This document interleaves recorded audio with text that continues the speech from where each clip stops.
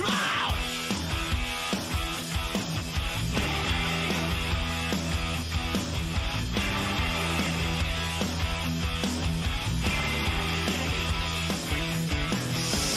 Get your motor running. Head out on the highway, looking for adventure. Land whatever comes our way. Hey, yeah, driving gonna make it happen. Take the world in a lemon race. Fire all of your guns at once and explode into space. Like a true nature child, we were born to be wild. We can climb so high, never wanna die. Born to be wild. Born to be wild. 1, 2, 3, 4.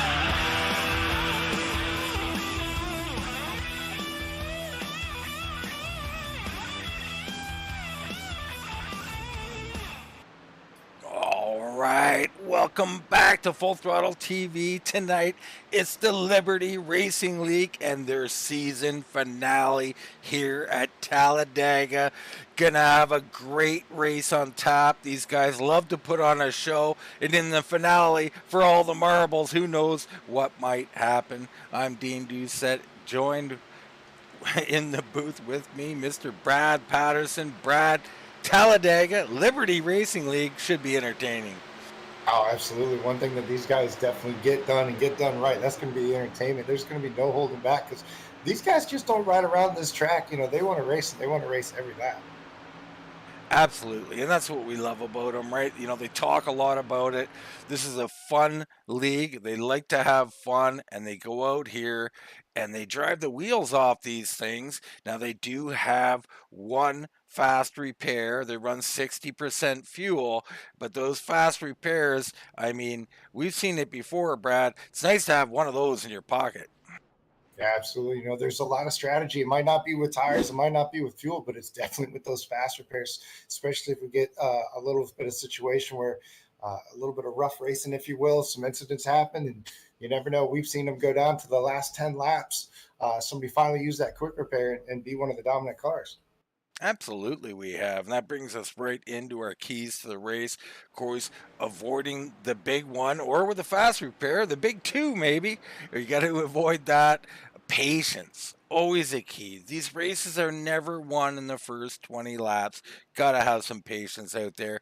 And pit strategy, Brad, always important on a super speedway. Oh, it really is. You know, you got to come in with a teammate. You got to come in with a buddy.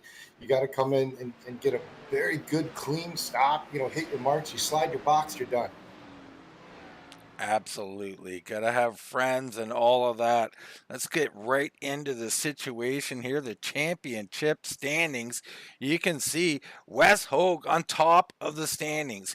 Kevin West in second place, 21 points back. He needs this victory most certainly. Taylor Laskoski is in third place. Now, these top two guys have not won a race all season long. Consistency leading the way. They have run a couple of practice races where they've won. They do get 5 points for that, so that has helped quite a bit for them. But, I mean, no wins on the season, Brad, and leading the points. Unbelievable. Oh, yeah, that's one of those things, you know, it's nice to win that championship, but at the end of the day, man, you really don't want to win it without even winning a race. You know, that's something right now that Wes Hoag, Kevin West, these guys, they're really going to be trying to cap that season off and, you know, come home with a victory. But at the same time, if you are somebody like Wes Hoag, you know, how much are you willing to risk? Are you really willing to risk getting the victory? Or are you going to do what you can to just soak the championship? Yeah, I mean, you know, these guys, they don't hold back like we talked about. Tonight, maybe you might see a little bit of hold back from a guy like Wes Hoag or Taylor Laskoski, you know, Kevin as well, but I don't think so. It's just not in their DNA, you know. We talked about it before. When we talk about patience at a super speedway, Brad, we're usually talking about, oh, I don't know, 3 laps, 5 laps, and then it goes out the window. Yeah, absolutely. But this is a large field. We're going to have over 30 cars. So if you get into an incident, you use that fast repair too soon, early on, you can end up sitting back in 30th, and you could definitely lose a championship that way. Absolutely, you can. Right now, we're joined in the booth by Mr. Wes Hoag himself. Wes, the rowdy one. What do you think, man? Championship on the line tonight. It's your league. It's your championship. Maybe it's your race. I almost feel like Tony Stewart winning an SRX race right now, man. Like, this isn't supposed to happen, but I'll tell you what, this has been one heck of a season. First of all, thank you guys for giving a broadcast for our inaugural race, for our halfway, and now our finale. I'm winless this season, other than practice races. It's a cool thing that we've done in this league is we hosted practice races every single week. Winner comes home with a couple bonus points, and I think that's helped me with this lead. But second place, Kevin West, he's won a couple practice races as well, and that's why he's sitting where he is. But man, I can't be grateful enough for the success this league has already had. Yeah, man, it's great for you guys. It's great to broadcast, and we got a few bucks on the line tonight too, Wes. It's $100 going to the champion tonight. $50 a second. Third we'll get 25. So there is some money on the line here tonight. I'm trying to keep the money, or at least as much of it as I can.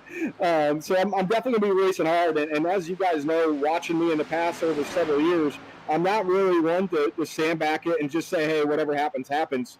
I'm out here to race. I'm out here to run as hard as I can and finish best as possible. I'm not the type to just ride around. So we'll see what happens. Qualifying is not going as planned, but we got a long way to go.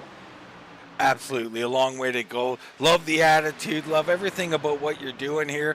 We know you got big things in store after this season as well. We'll get to that after the race. But good luck tonight, Wes. Everybody looking at you, checking out Rowdy Hoag out there and hoping for a victory. Good luck. And Brad, thank you for all you guys do. Hopefully we'll talk to you in Victory Lane. All right, Brad. That was Wes Rowdy Hoag, and he's out here, man. He's got to be a favorite. Oh, absolutely. High octane on the edge of his seat all the time. You see how he gets that name Rowdy. He's going to show it basically on the track, off the track. It's going to be very interesting, though, because, like I said, we got a 30-car field. So how much strategy are you willing to implement? You could come in and throw it all the caution to the wind and end up losing the championship. So that's got to be in the back of his mind a little bit.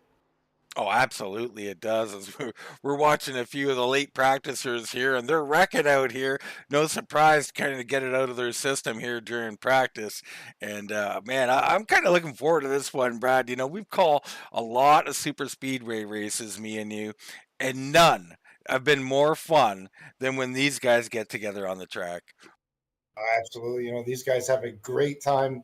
It's really fun to watch them. And I'm very interested in tonight. We got a little bit of different strategy, but a lot of drama really coming into this play track being the cap off of the season, and we get to crown a champion. Man, they're going to be something right now. I'm going to ask everybody to rise out of their seats, take your hats off, and enjoy the playing of the national anthem by Alicia Shipman. Oh, say, can you see by the dawn's early light what so proudly we hailed at the twilight's last gleaming, whose broad stripes and bright stars through the perilous fight o'er the ramparts we watched were so gallantly streaming, and the rocket's red glare, the bombs bursting in air, gave proof through the night that our flag was still there. Oh, say, does that star-spangled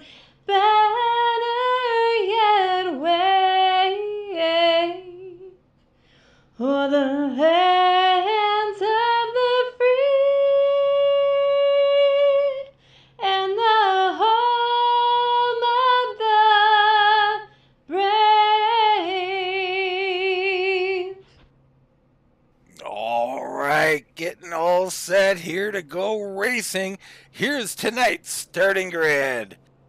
It's going to be Noah Wilson in the 23 on the pole, part of Front Runner Motorsports with a time of 50.372. Jason Foskey in the 29, I believe, will be started on the outside of row number 1. Elliot Vinnan in the 49 will be starting third. Reed Christensen in fourth. Thomas Engel on the inside of row number 3. And we've got Chris Akers starting in 6th position. Nicholas Snyder will be starting in the 7th position. Casey Feaster in the 20 will be 8th. And in row 5, you got Jason Parker and Joshua Stiles. I'll tell you what, Dean, going down this running order, there's some strategy already happening. We've had about 14 drivers opt to take an EOL to go to the back of this field, including our second place in points right now. Kevin West opting to go towards the back of the field here. So strategy at play. It's going to be a little bit of hectic for our starting lineup here tonight. So we're just probably going to have to let this one go green. Very interesting for sure. Nice big field tonight for these guys at Liberty Racing. And this could come into play tonight, Brad. I mean, we don't normally see this size of field out here. No, absolutely not. We got 32 drivers out here, all but about 5 of them opting to take a qualifying lap. But like I said, we had about anywhere from 13 to 15 drivers take EOL, line it up at the back of the field. So it's definitely going to be an interesting deal. A lot of strategy already being played out. Yeah, interesting when you have half the field try to drop to the back. I mean, you can't all be back there, Brad. Someone's got to go up front. And right now, it's Noah Wilson and Chris Akers up there. These guys going to do battle. I think I saw one guy could take 2 EOLs just trying to get back there. You can't blame them. It's a strategy. Right now, everybody getting set. Pace car pulling off the track. Noah Wilson is going to lead him down. Chris Akers, Parker, and Feaster in row number 2.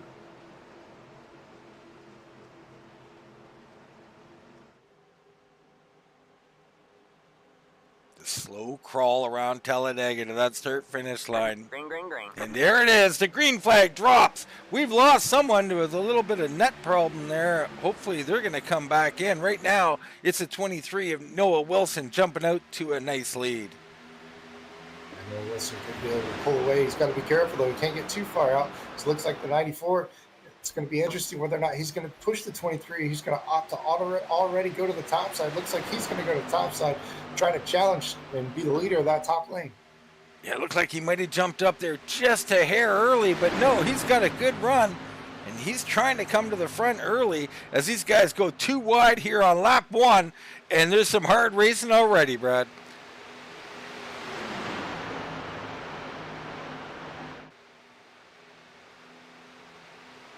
Noah Wilson leading the 00 of Alex Vasilio, who's made his way up to second place. Joshua Stiles now in third. Some of these guys up here towards the front, we've seen them before. They like to get up here and race for victories. Absolutely. Right there, you're talking about Stiles in that 19 and the 00. You can tell just by the paint scheme, those guys are definitely teammates. They're going to be working together tonight. So definitely expect those two to be able to pull out at will if they're going to do it. It's going to be a matter of whether or not they want to stay in this bottom lane or try to do something on the top side. Absolutely. As we see these guys, we kind of look around the field there, see Jordan Twynham is back here in 7th place. We know what he can do. Joshua Freed back in 10th place. You got Butcher Benjamin in 13th. Laskoski 14th. You got to go way back to find our points leader of Hoag. Or actually, he's up in 11th place right now, so he's making his way towards the front as well. Yeah, he's right there in 11th. He's kind of in the thick of it, if you want to think of it that way. He's probably in the most dangerous spot that he could be in right now. Not really in front of anything, but just right there in the middle of it. I'm sure he's around drivers that he trusts, and that's really the main thing. Is this pack is really kind of splintered off into 2 sections. The guys in the back that, they're trying to avoid the big one, and the guys up front that haven't quite figured out if they're going to really try to race hard yet or, just kind of pace. Yeah, and this is a good start here. And we talked about the patience side of it. So here we are, Brad, lap 3. I mentioned lap 3, lap 5, kind of when that patience breaks down. It's quick on these super speedways. You got a plan. You want to be patient and clean, and you're a racer. You got to go. Yeah, and just like you said, lap 3. Yep, 3 wide already. 3 wide. Here we go. Back there, you got the 94s back in here. Just behind Don Ashton, you're going to have Jason Parker on the outside. Behind him, they are, in fact, 3 wide. It seems like some people are starting to rethink their strategy, if you will, wanting to kind of fall back in line, or they're just trying to sit there and find their teammates right now. And that could be something very possible right now, as the bottom line seems like, currently at least, it's the preferred line, as they're hooked up a lot better. Yeah, that's a great point, Brad. I mean, a lot of times your teammates scrambled all throughout the field. You kind of do want to get with them early on in the race when you really can afford to lose some spots. You get shuffled around a bit, see if you can get lined up, and then start coming towards the front with people you trust, people you know. And a little move there down to the inside by the 24, I believe, of Odo. He gets down there into a little safer spot on the bottom, I like to think. Some people like the top, though, Brad. Yeah, I'm one of the guys up top. I prefer the top. I think the top's a safer place to be, a little bit more evasiveness, but at the same time, you can get in precarious situations, as we're seeing right now. Wes Hoag going to the outside there. He's going to be the man on the front of that top side, and he's going to try to make something happen. Yeah, definitely. Already making some moves. Let's go in behind him. Let's hop on board with Jason Parker here. Just see what he's seeing. You can see he's up here on the high side, right behind the 88 of Butcher Benjamin. Now, scoots up the track there. Not sure what happened there, but it looked like he was about to go 3 wide. Yeah, those are the scary parts when you're in a pack like this. It looked like those two, the car on the bottom, probably the 14 of Taylor, it seemed like he was getting a little bit close to him and just kind of darted out like that. And it's when moves like that happen, so that gap can get filled, and next thing you know, cars are spinning all out of control. Absolutely. We see another move just ahead of them. Someone jumping up to the high side there. It's interesting to have these in-car cameras. We check in on Taylor Laskoski's, and you see him right behind the 33 of Tyler Clemis. If you don't use it, you lose it, he says on the back of his bumper. Yeah, absolutely. Right up front, though, we did see that. We saw the 18 of Jordan Twynham, if you will, jump up to the outside. He's going to have Wes Hoag pushing him. And you know what? They're going to be battling for the lead here as Hoag pushes the 18 double file right now down the backstretch even. Wow, Hoag already up towards the front. And Twynham has made a move. I mean, I knew he was good out here, but already these two, you see how they're pushing. That is right, perfect pushing. Right, not quite touching, but right there. Yeah, absolutely. Doing a tremendous job trying to keep that machine wound up going through these corners, but at the same time, trying to keep a little bit of air to that front end. The only thing that I'm wondering here is, out of that 18, if he does get the opportunity to drop to the bottom, will he? We obviously see the 00 on the inside working well with the 23 of Noah Wilson. So I don't know if Noah Wilson has a little bit of a teammate affiliation, if you will, with those other two cars. But it's going to be interesting to see it. If he does get the opportunity, will the 18 drop to the bottom or not? Yeah, big credit to Facilio on that 00. He is fending off that charge on the outside with his pushing. He's got help from Jordan Stiles back there, and they're both pushing Noah Wilson, trying to keep him out front. They're doing an excellent job on the bottom. Yeah, they really are, but it's starting to get a little dicey, if you will. Looks like back around the 12th position, the cars are starting to get extremely loose on the corners. So you're really starting to get a lot of movement. I don't know if maybe the track's a little bit loose or something, or just the dirty air is really starting to buffet some of these cars. I think a lot of it is these cars. These Xfinity cars tend to move around a little bit. You'll see some darting in and out, and that's where it gets a little hairy, especially 3 wide, which we're looking at right behind here, somewhere around Parker. Yeah, and it looks like we've got another car jump to the top side. The 14 is going to jump out there as well. So we're going to be 3 wide for at least 2 by 2 deep. And he's continuing to try to move up as he gets to 3 wide going into 3. Oh, 1 car into the outside wall. Looks like that's Laskoski and Don Ashton up there. And I don't know if they're going to get any help on that high side, but I applaud them. 3 wide here on lap 9, coming to the line for lap 10. Yeah, Laskoski got a little bit of the wall there. Going through 3 and 4 really stalled out their effort. It looks like a couple other takers are thinking about it. I think that 94 is thinking about getting to the top side. They're just not quite there enough for him to make the commitment. Yeah, they need a couple more cars, and it looks like Ashton going to be hung out to dry there right now. And he might get some friends again, though. I mean, there's not a whole lot of patience back here. Guys want to move up. Look at this racing, Brett. 2 wide all up front, 3 wide, in 10th place. Unbelievable action here early at Talladega. Yeah, absolutely. And now you understand why 14 guys took the knee well for this exact reason right here. 3 wide, lap 10. These guys got 60% fuel. So, we're probably about 10 to, 12, 15 laps to, pit stops. You wouldn't know with these guys. You think we have about 5 laps to the checkered. Exactly. But some of these guys who took EOLs are up here running 3 wide. So I'm not sure about the strategy call. There are some people. Let's check in on someone like Kevin West. Kevin West in the 17 car. He's out here. He's taking it somewhat easy back here. We know he has the talent to push up towards the front. And he's touched. The 3 came down and touched him while we were on him. Evasive action from another car there. 21 Elliott Swope to the inside of the apron. He's going to be able to blend back in before we get into 3 here. So definitely a little bit of anxiety, if you will, maybe a little bit of catch your breath now that these guys are going to have to deal with. Well, we talk about that a lot, Brad. The the take it easy strategy, and this is I'm not calling anybody out. However, some of the guys at the back may not be the best drivers you have. Do you really? Oh, and there's a wreck. Major wreck on the track. All right. Sounds like it happened right there around the 24 and the 88. Looks like the 14's involved. A Taylor Laskoski for sure. Yeah, 14, 52. Let's get a quick look at a replay here and see what we can see. Here's the 14. You see him. He just gets into him. We'll go back a bit here. So that's a 25.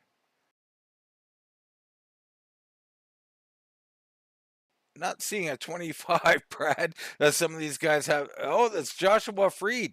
Joshua Freed. So Taylor Laskoski coming around here past the start-finish line and just touches them. Bam, a chain reaction ensues. The 83's involved, 52. Few others getting some serious damage out of that, but Laskoski, I think, taking the major brunt. Ooh, late, the 2 car, a couple other cars involved. Yeah, and it makes you want to think, maybe Kevin West might have actually dodged the bullet there by that small incidental contact on the backstretch, because if not, he would have been right in that area where all that happened. Yeah, I mean, sometimes, what seems like a bad thing could be a good thing. It goes for life as well, right? You get a bad take in life, and the next thing you know, it led you to your wife or something along those lines. So not always a bad thing when things happen to you.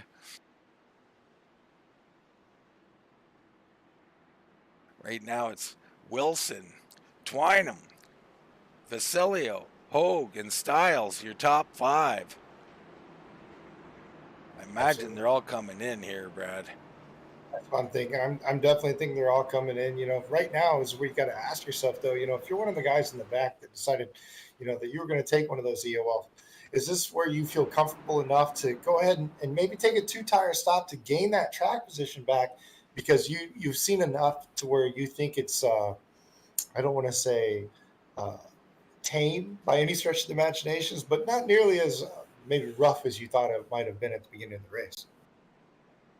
I mean, I think it was aggressive, which was great to see, but the talent level is great here too, right? They're running 2 and 3 wide the whole time.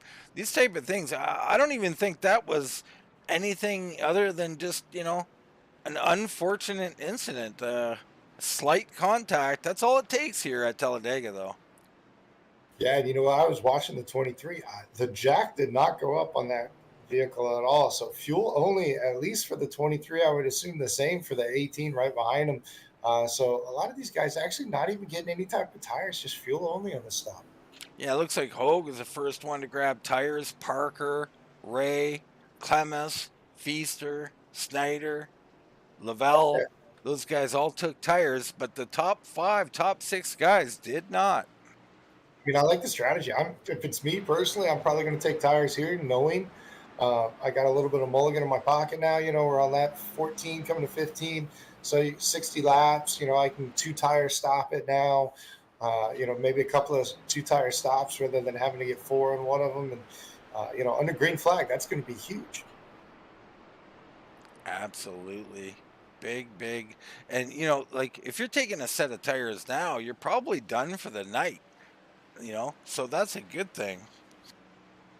Yeah, absolutely. Maybe 2 tires later just because of the amount of fuel you're going to take. But, for the most part, I'm done. I get 4 here. There's no guarantee that we're coming back down under caution.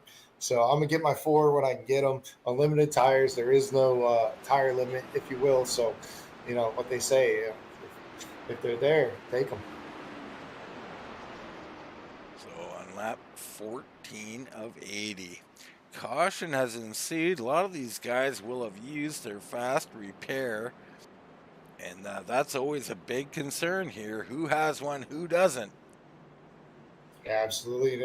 While we're under this caution here, let's go ahead and let's look at our leaders. Currently, as far as the points go, we're going to have Wes Hoag. Looks like he's going to be in our 7th position. Let's see if we can find where Kevin West is. Kevin West currently at the 25th position. And then we have Taylor. Now, Taylor was involved in that incident, and he did definitely take a fast repair because he was missing, I think, the whole front clip of his car there.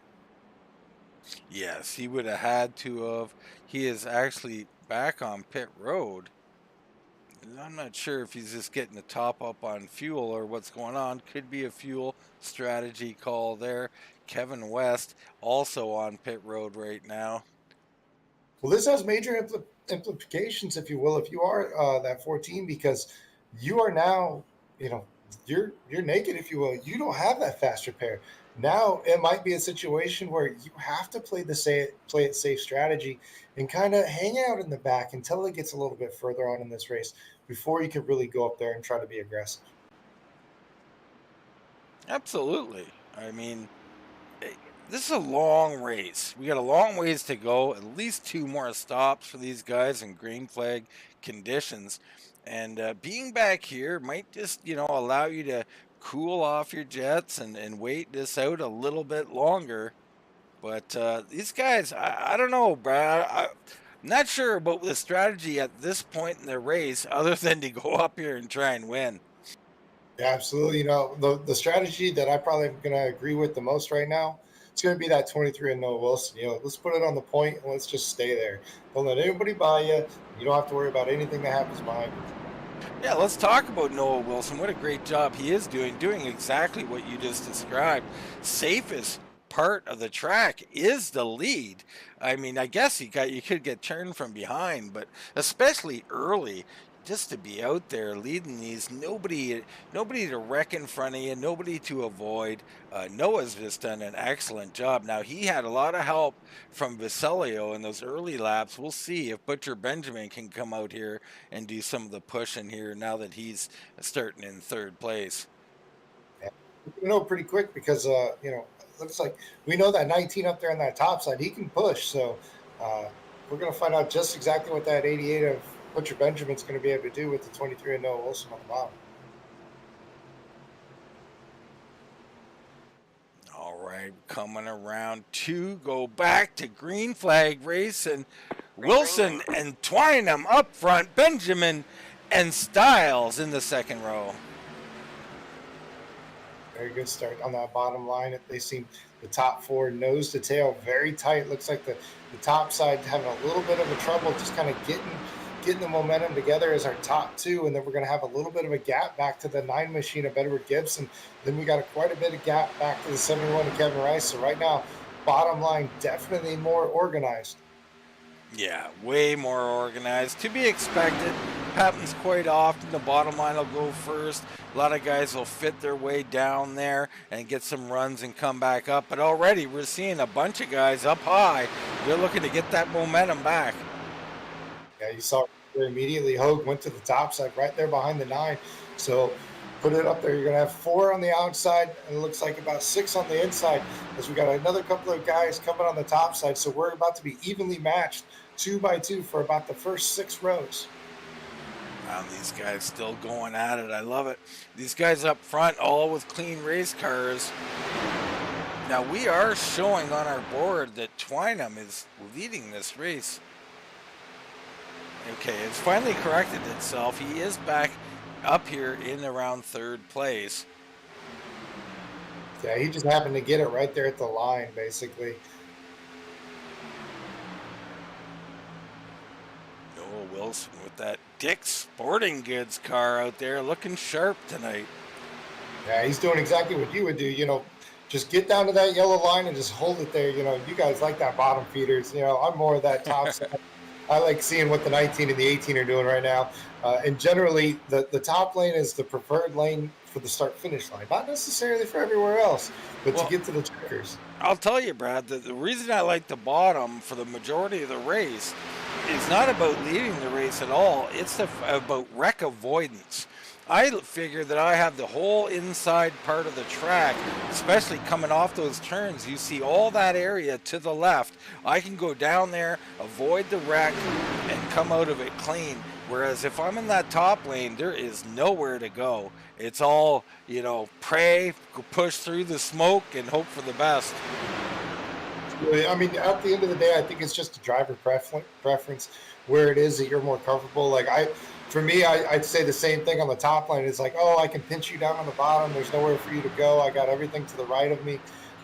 At the end of the day, it's just really where you're most comfortable. But let's face it, you got to be able to run both lines, because you never know if you're going to be at the bottom or at the top. You just got to be comfortable in a pack racing such as this, you know, inches off each other, and really the amount of trust that you have in those other drivers around you. Yeah, great point, because you do. I mean, both lanes, you got to switch it up on a whim. You know, you got to roll with the punches out here, and these guys doing a great job. Again, going hard at it out here, Brad. I love the racing. 2 by 2 all the way through. Some guys thinking hard about a 3rd line again. Yeah, it's really interesting watching the cameras, if you will, as these guys go into the corners. You just, before you get to about the 3rd car, you're seeing the guys starting to lift. A little bit earlier, as we're going to have a battle for the lead. It looks like the 88 of Tyler Butcher Benjamin. He's going to challenge and jump to the outside of Noah Wilson. Butcher Benjamin making a move here. You're getting a great push from the 18 of Twynham. A double zero, though, all over the back of Noah Wilson on the bottom, giving him a great push, really being able to push him right back by that 88. It's going to be interesting to see who's going to have the advantage going into 3. You know, we talked a lot last time we did the broadcast for these guys about the pushing. There was some great pushers out there, but this time, Vasilio, very impressive on how he's managing those temps on that car and pushing at the appropriate times. This time, these guys might be getting a little too far out there, though. Very interesting to see what exactly is going to happen. Is it seems like that top side starting to fall apart just a little bit, but at the same time, you're seeing the double zero. Alex Vasilio having to breathe it now. You got to figure that car got a little bit hot, and that could be a little bit of cat and mouse game with that 18. You know, lay off a little bit, let that inside line get their temperatures hot, and as soon as you see that guy start to breathe it, just get right on the back of that 88 and push him right on by. Yeah, well, on the flip end of that, you're on the bottom, you're waiting for that run to come up on you, and then bam, you're back on the back end doing your pushing. So it's a real cat and mouse game, and you never know if you're the cat or the mouse, Brad. You know, that's probably one of the best things about this. You know, when it comes to the racing on a plate track, as much as it is physical, hitting your marks, you know, making sure you make the right decisions, there's a chess game going on, and you know, you can really see the guys that are really good at making those decisions, knowing when to go, who to go with, and everything like that. And that's why sometimes the plate guys, we come to these plate race tracks and they'll really excel versus, a mile and a half or something like that. Absolutely correct. Everybody except for Chris Akers. Chris Akers, I don't think he's on the track currently, so he's back in 32nd place. But everybody else within contact of the draft. We go back, though, to Thomas Engel here. He's got 3 cars behind him. They're a little in jeopardy. I think they're within touch of the draft, though, Brad. Yeah, I think everybody's pretty much close, but you're starting to see it. You're starting to see some frustration or maybe some boredom because you're starting to see some 3 wide starting a little bit of the back of this field. We're starting to see, looks like the 99 is going to go up to the top side. He's going to take the 4 with him as they're going to start working that third line, if you will. And this is what happens when you get race car drivers running around a track and just kind of following each other. Then you're like, well, let's go up here for a little bit and see what we can do. Well, that is Chris Akers, so he is out still on the track out here. I think he's showing a couple of laps down at least. He had a little bit of a connection issue, so he had to reconnect, lost a couple of laps there. And he's lost 5 laps because of it. Very unfortunate for Chris. Fast car, though, that's for sure. And he is not one of those people that you can count him out because even if he's 5 laps down, that does not mean he can't push somebody else to the victory and spoil the race for somebody else. The battle rages on up front. We see there Vasilio a little loose through that tri-oval, and we've seen that a few times, Brad. Obviously an issue with the setup here in this Xfinity car. Something to watch out for, that tri-oval. Yeah, absolutely. You're starting to see a little bit right behind them, but that 82 is Swoop. He's starting to get a little loose too. It seems like as he closes right up on the back of the 00 there, it seems like they're starting to lose the nose a little bit, especially when they got a little bit of wheel into it. Whoa, spin! Oh, no! Wreck on the track. That's our leader. The Butcher Benjamin was involved. Several cars destroyed on the track. Oh, my goodness. That's the big one. That is the big one.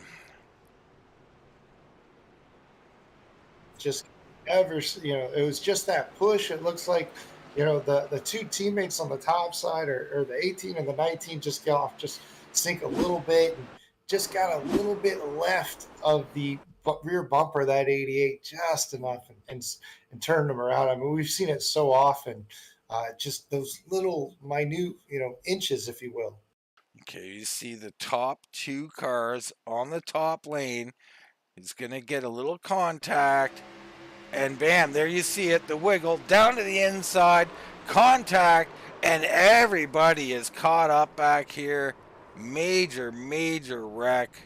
My goodness, a lot of good cars taken out there. To win championships, you got to be good, but you also have to have luck. I jump in the cockpit right there at Wes Hoag during that incident, and you'll see exactly what they mean by that. Is he did a phenomenal job making his way through that. Let's try that. We'll get another look here.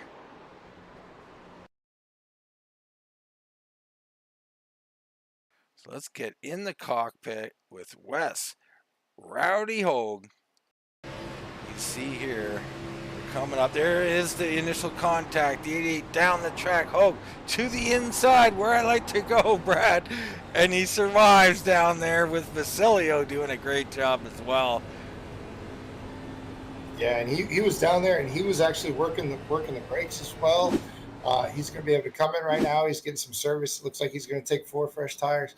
Whatever type of minimal damage he's going to have, I think he's going to be able to repair it for normal repair, if you will. Not going to have to use that quick repair, and that could be huge later in this race. One guy is still out on the track. Keith Brownwell will stay out and lead a lap. I imagine he'll come down after. Here comes Noah Wilson. Wilson did, yes, he did pit. Gas only. Hoag, maybe a 2 tire or a gas only will come out in third. At least 2. I did see the jack go up on the right-hand side of that car, so definitely 2 tires at least for Hoag. Probably one of those deals where it had a little bit of damage, or wanted to come down to at least check to see if you had some damage out of that incident.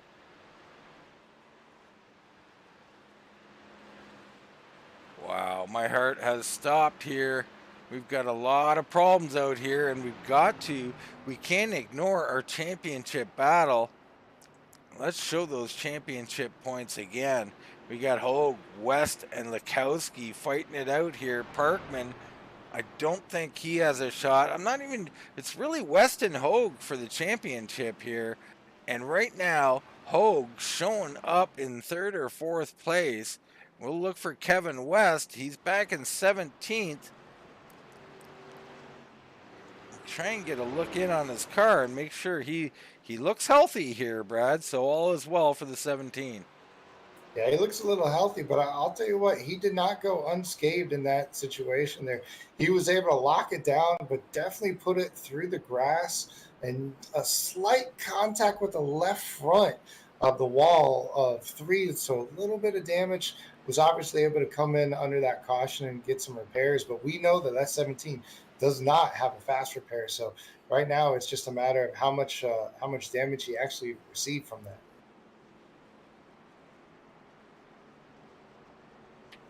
Very interesting development. Keith Brownwell, your new race leader out here, and he's got to be thrilled to be in this position. He did stay out, but not a big deal, really. I mean, how many laps we got here, Brad? We're looking at 54 laps. Fuel, I mean, I guess you could stretch it to make it a one-stopper. Maybe we should be checking to see if anybody's topping up here. I saw some of the guys go down pit road right around the 74, Thomas Engel and whatnot. The problem is I don't know if they're really going down to top it off or just get a little bit more damage repaired.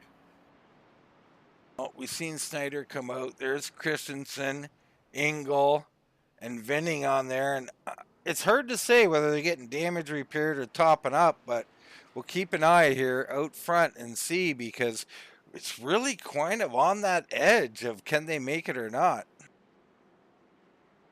Yeah, and the problem with this is now, if you're somebody like the 17 of Kevin West, you don't necessarily want to go top off to get to the back of the field, because you can have cars around you that are damaged that really can't keep up with the draft. And all of a sudden you can be on the outside looking in as the rest of the field just drives away from you. I think that's going to be it for top ups, as this will be the go green lap here. So we're going to race with, and this is going to put Brownwell, if these guys can make it, Brownwell's in a world of trouble here, but he does have the lead. And, Brad, what would you do? I mean, it's nice to have the lead. It's a safe place to be, you think, until we've seen what we just saw. Yeah, I mean, it's really great being up front, but at the same time, you need fuel. And right now, in a situation like this, I probably would have come down, got a little bit of service to my vehicle, and just try to play it safe as much as you can, and bank on a green flag pit stop. Because right now, if this goes green, he's a sitting duck. Absolutely. I mean, I got to like where the 23 of Noah Wilson's sitting. He's been at the front this entire time, stayed out of trouble. All of the incidents, he's been lucky they've happened behind him. Full fuel tank right now, good tires underneath him with a fast car in that 24 right behind him. We're about to go green, and Wilson's going to have to prove he can drive that outside lane. We're having an ongoing battle in the booth here between outside and inside lane. Brad likes the high side. I like the low side. And Wilson trying to take it away from Brownwell off the start here.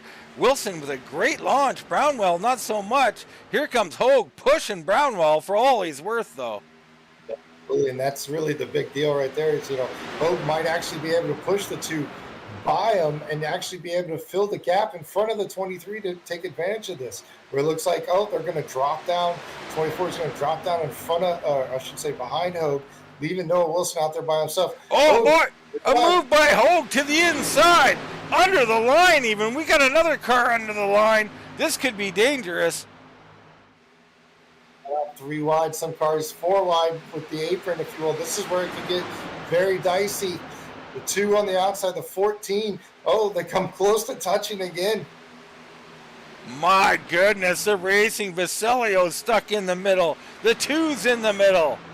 Kevin West in the third line on the top side there. So we have championship implications all over the place. The 14 was 3 wide. Currently the 17. Second in points is 3. Sorry. It's almost contact there, Brad. I'm getting a little excited back here. Oh, that 17 sitting going, what? How did I end up here? He's trying to play it safe a lot of this race. And he had contact early from the 3 car out of nowhere. That freaked him out. Here he is, kind of playing it safe still, and he ends up 3 wide. He can't find a safe spot on this track. Yeah, that's just it. He has to. That 17 gave up his fast repair early on, as well as the 14 of Taylor, if you will. Both of those gentlemen already used that fast repair. They had highly damaged race cars. This kind of set the tone for the rest of this race. They have to be cautiously aggressive, if you will, a term not used very often, but that's exactly what you're seeing tonight.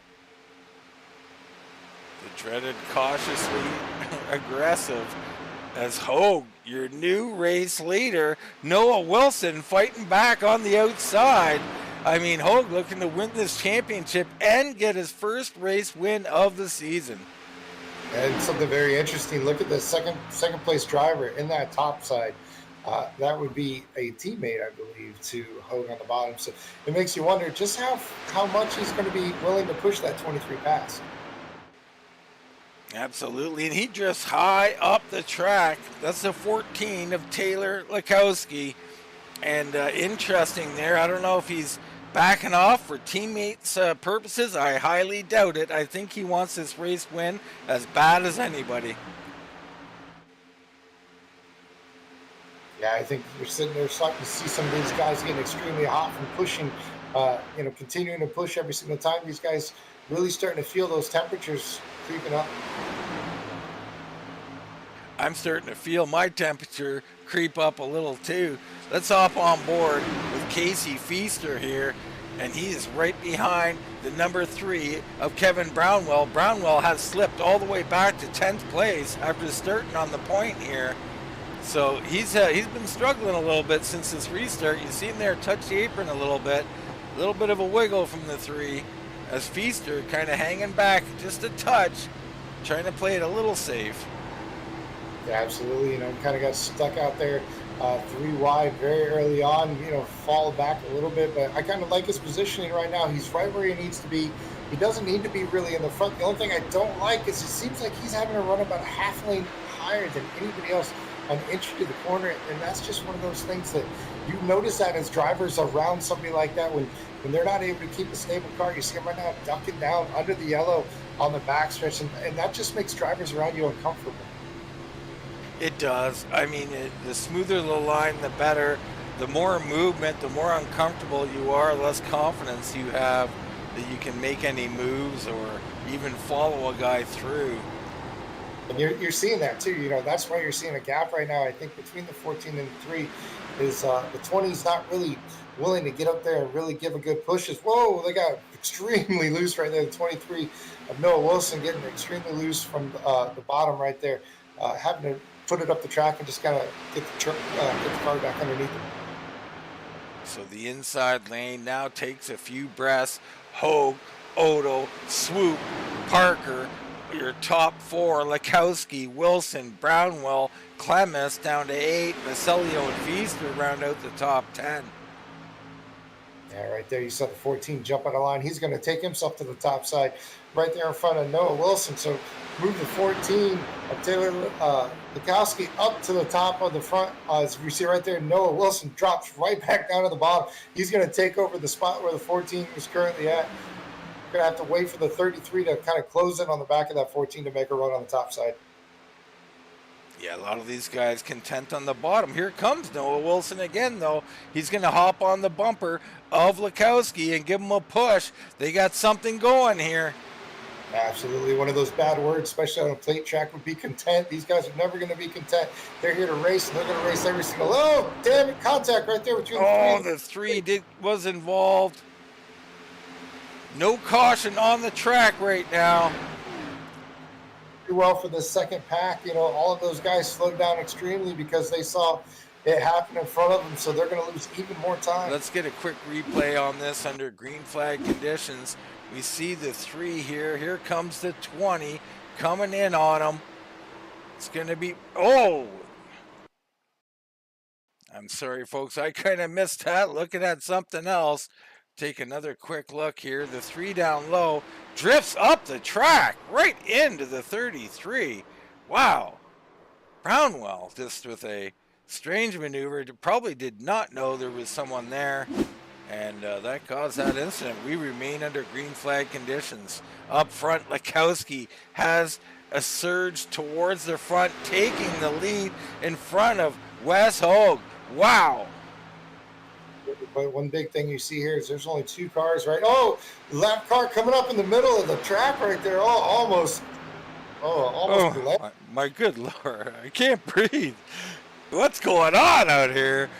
Lap car with a blown engine almost taking out our leaders there. Right now, Noah Wilson, the only car in that top lane. He's going to feel extremely lonely right now as the 14.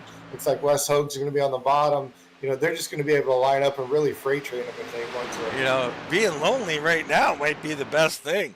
Let that heart rate settle down a bit. Catch your wits, get back in line, get at the end of this line. You got West back there. You guys can get hooked up and come up here to fight another day. You know, we talked about it earlier about these guys not being content wanting to race. I think the last couple of laps they decided, you know, we'll wait till after the next pit stop before we really get back into it. My goodness, that was quite a little turn of events there, Brad, and I'm glad that that lap car didn't cause any serious damage up front there. Could have ruined a great race. Right now, Laskoski, Hoag, Styles, Odo, and Swoop are up here. I'm sure I'm still butchering your name, Matt. Brad, you might be able to get it right. Is it Swope or Swoop? Swoop. Tell you what, you know, we were just talking about him right there. The 17, Kevin West, starting to make his way on the outside. Looks like he's trying to be right in front of the 99. Unfortunately, the 99 looks like he's got just a little bit of damage. He's not going to be really any help to be able to pull up to the back of that 17. I look for these guys to kind of ride around at this point. You know, your top 10, back to the 99, a Giffen here. These guys content to run single file, get in for their next set of pit stops, and then the race will be on.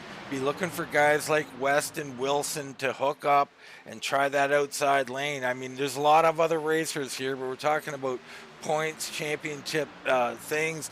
Wilson's been up front all night. He's going to go to the outside now. Kevin West still content to hang around on the inside. Yeah, that's just it. You know, we're looking at these top 10, and they might be content. But look behind them, that pack that was a little bit further back, they're gaining on these guys, and they're gaining extremely fast. I think they've seen an opportunity where they're going to be able to go to the top side and just kind of push their way through, and that's exactly what you're seeing right now. 0 going to the top. The 9's thinking about getting there as both of these groups finally merge together and form one large pack again. And we see, and there the 23 of Wilson back to the inside. So these guys are not finding true allegiances out here. They're helping each other, then they're not. And there's a little indecision out here. But right now, the 17 coming forward, Kevin West on the outside. He's got Alex Vasilio on his bumper. We've seen how he can push. He is a great pusher here at the Super Speedway. Those two looking hooked up all alone, going to go challenge for the lead. Yeah. Doing everything he can to push, but don't get it twisted. I'm not too sure that this is the help. There it is right there. Help the 17 or get with this teammate, one of which his teammate just pulled in right back behind him. So a lot of these is guys just trying to get right back to their teammates that they got separated from. And Wilson up high, 3 wide. They're coming up on lap traffic. You don't want to be up there. He better file in. He does.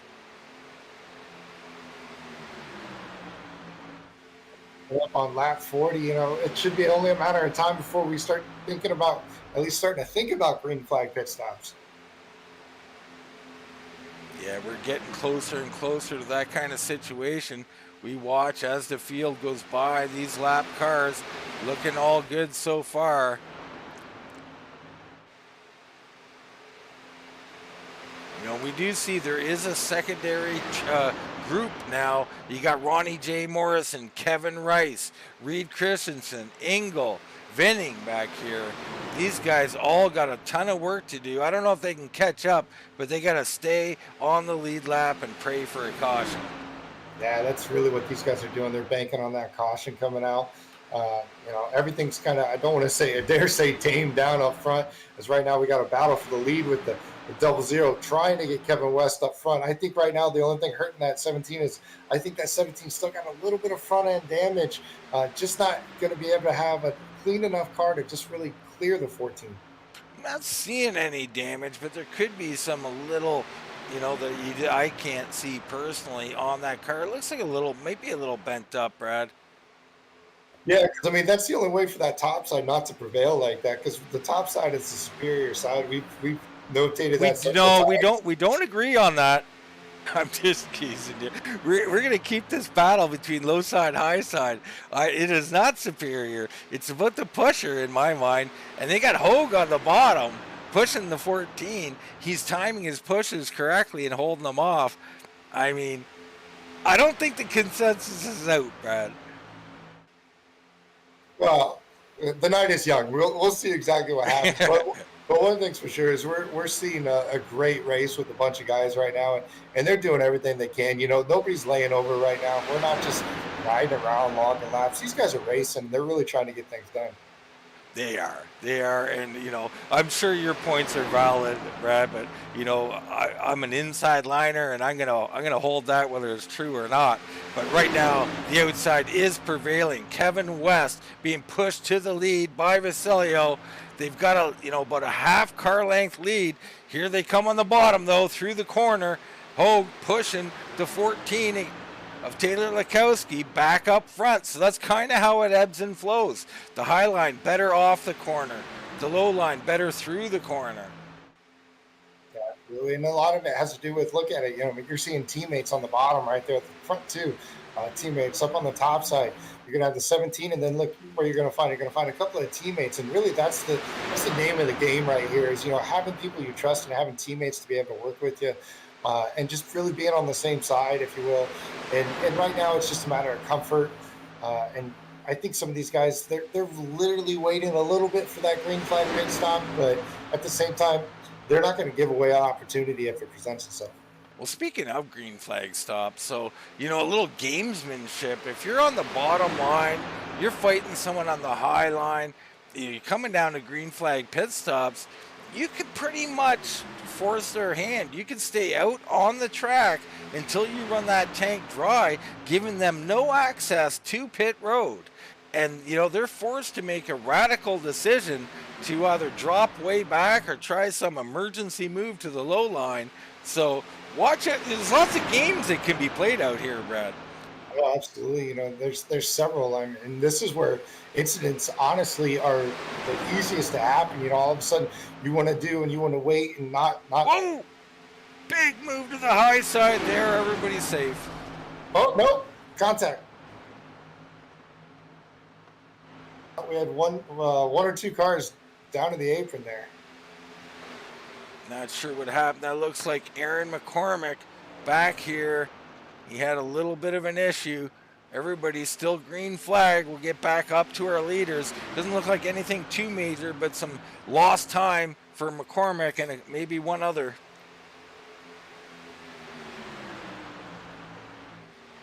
As intensity starting to ratchet up here. Lap 45 of 80, Brad.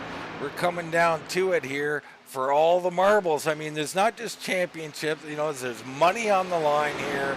There's the win. Everybody wants to win to prove they can do it. I mean, there's a lot on the line for these guys. Oh, absolutely. And, it's just going to continue to ratchet up the longer we go. And right now, that might have been a little bit of a godsend, if you will. It kind of broke this first pack up. It might be a little bit easier for guys to be able to position themselves, to be able to get a pit road when green flag pit stops do happen. We're starting to see these cars, drifting up on the exit of the corners and everything. So you got to think that maybe it's starting to bite some of these guys not taking tires, fuel only. We're 45 laps into it. We're starting to see some poor handling race cars out there. Yeah, great point. We see that run coming again. Here comes Kevin West with Vasilio. You got the 19 as well of Joshua Stiles there. So those three doing a good job, just can't complete that pass. I think West has been open once or twice there a few laps back, but I don't think he wants the bottom, Brad. I think he's like you. He likes that high side. Well, I mean, on top of that, you drop down to the bottom, you got two teammates lined up against you. Not only two teammates, but the teammate of your biggest challenger for this championship. And right behind him right now, he has a couple of teammates behind him. So really, it's, who do you go with? Who do you trust in this situation? Yeah, I mean, is this so much to think about in super speedway racing? People think it's simple. It's anything but. Strategy is afoot at all times out here. Guys got to think about their fuel mileage. Think about whether they're on the lower high side when it comes to pitting. Me and Brad race on a team as well, and we communicate these strategies for laps prior to the pit stops. And you got that, Brad. You're on the radio. You're communicating with several people, trying to drive within an inch at 200 miles an hour. Yeah, absolutely. And at the same time, you start seeing some cars moving around, and it might not be a handling issue. It could be fine-tuning, making an adjustment, while you're racing, flicking 2 tires, 4 tires, a little bit of fuel, taking some out of it, something like that. All of those little adjustments, and you take your focus off what you're doing, and you're racing everybody so close, and you can wind up in a bad situation. Yeah, absolutely. I mean, I myself have almost wrecked several times trying to adjust what I want for that pit stop. So lots of tricky scenarios, and we're coming down to it here. 32 laps left in this race. And pit stops, I'm guessing, about 5 or 10 laps away. Yeah, I'd probably have to agree with that. You're starting to see guys, from what I'm hearing, some guys on the track are saying about two to 3 laps, and then they're going to come in. You just saw right there, it's starting to file in. Guys are starting to team up whether or not they want to be on the outside or the inside, because there's more guys getting to that top side right now, and I got to think that they're going to be looking to be on the same strategy. Well, it's interesting. Yeah, you can do the top side. Oh, and here we go. Kevin West does take the lead. He did get a little advantage there, and I think that was kind of what we're talking about. A little distraction, a little communication about pit stops. West jumps down to the lead. Great move by the 17. I think that's more what you were talking about, because I had seen him clear a couple of times, but I think we are getting to that crunch time with the pit stops, and he does need to get down to that bottom lane to make sure he can ensure himself coming to pit road. So I expect to see that car coming to pit road over the next few laps. Yeah, smart move there. Get that position for pit road. Now, if they do pit in the next lap, or here they come. Here come some of them. Hoag, Laskoski. They're going to come in side by side. Looks like Hoag a little more aggressive. Going to take the lead there on pit road. Vasilio stays out with Stiles and others. See, that's actually one of those scenarios where Kevin West actually didn't do himself any favors by dropping down. Had he stayed on that top side, he would have been able to just keep it going and be able to just blend in line as the whole top line essentially kept going. I expect to see them coming in this time. Yeah, he got freight trained a little bit there. No real loss there, though. Interesting strategy, though. One group is in. Another one probably coming in this lap, as Brad Patterson calls it. They will need another pit stop, I believe. But that'll be like a gas and go situation. Here we go. Here comes Stiles, Vasilio, and the whole group. And I see someone smoking them. Couple of guys smoking them. Everybody's safely on pit road. Great job there.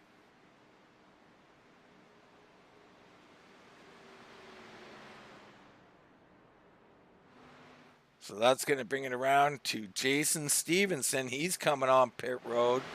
And that'll put it out to Brandon Odo, going to be your new race leader. These guys on a bit of a different strategy, I believe. Or actually, there's Hoag and Laskoski going by him. So Hoag will inherit the lead when they come around the start-finish line here. It's going to be interesting to see. It's just other groups going to be a little bit more organized, because right now Hoag only has himself, Laskoski, and the 24 a little bit far back. So they came in probably about 7 or 8 of them. There's only 3 of them together. So this is going to be very important to see just how those guys, Noah Wilson and everybody in front of them get back lined up and whether or not they're going to have the momentum. Yeah, Vasilio and the guys that beat him off. Someone's wrecking back there. That's The 19. That's Joshua Stiles. No, the 19 looks okay. That was one of the teammates. So Vasilio's leading. Here comes Hoag and Laskoski on the outside. With that momentum, they are going to power on by. So Vasilio going to drop. It's going to be Odo also coming by on the high side. He might not make it. The 9 up here pushing Vasilio.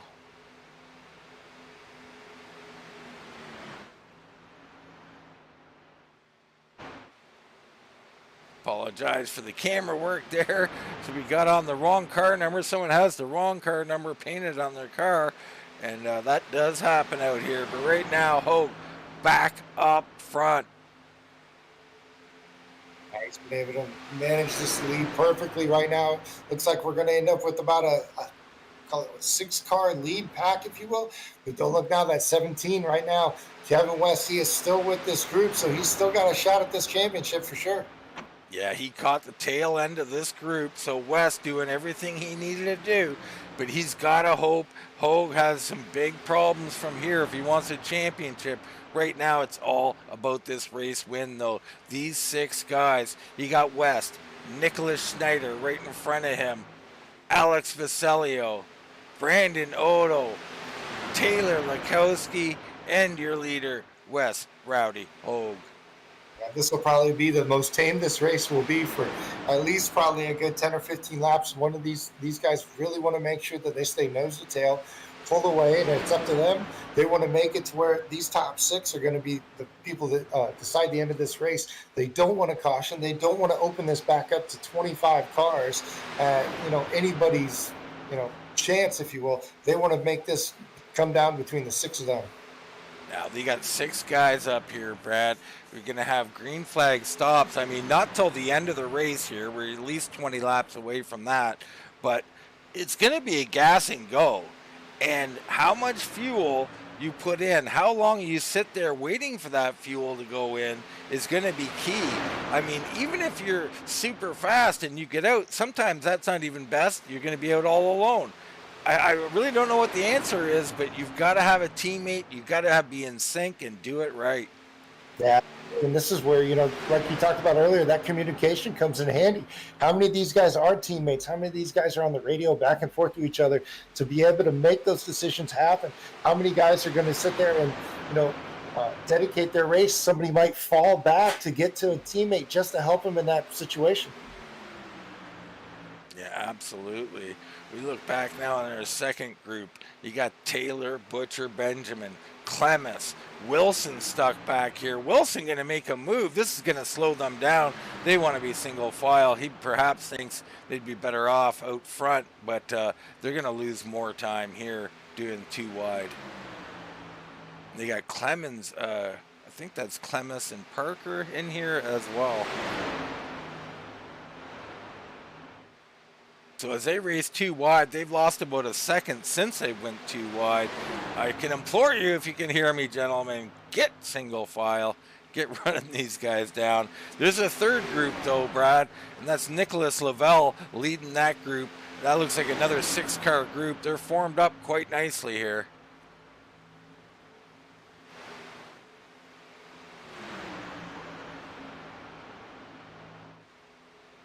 Hoag and Laskoski still leading. Odo, Vasilio, Snyder, and West. This group gonna stay single file and ride it on out to the pit stops.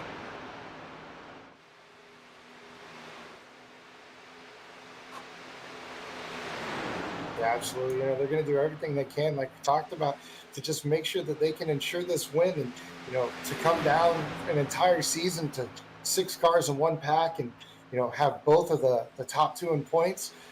It's not over yet. What's interesting, though, is a lot of teammates, got a little bit separated in that round of pit stops. With the 2 that didn't, that's going to be that 14 and the 38 of Wes Hoag. So we've got 3 of the best of the championship series right here in the 6 cars.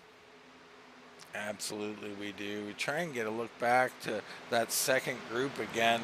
They're a little more organized. Wilson out front now, but they are not pushing hard enough to make up any time. Now 10.5 seconds back.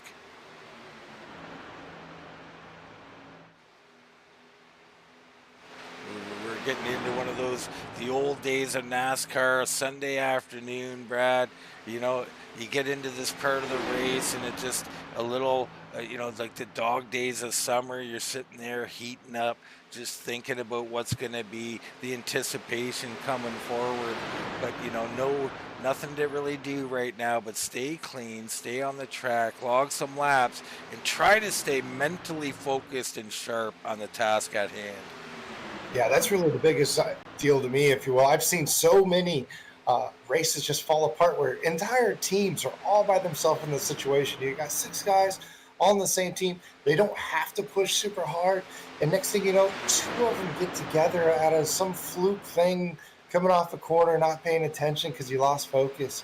Caution comes out, and you know the entire team ends up finishing in the back of the field. So you got to really be careful in situations like this, because this is when you do let that guard down.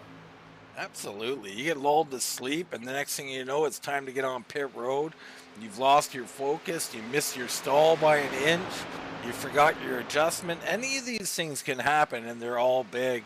Right now, though, it's a pretty easy ride for the next 10 laps for these guys. Check in on that second group. The little bigger group now, as some more guys have joined up. They're 11, pushing 12 seconds back. Lavelle, Twynham, Christensen, Wilson, Freed, Parker, Butcher, Benjamin, all in this group. Everything they can to try to catch up, but you don't really see a whole lot of pushing going on in the back here.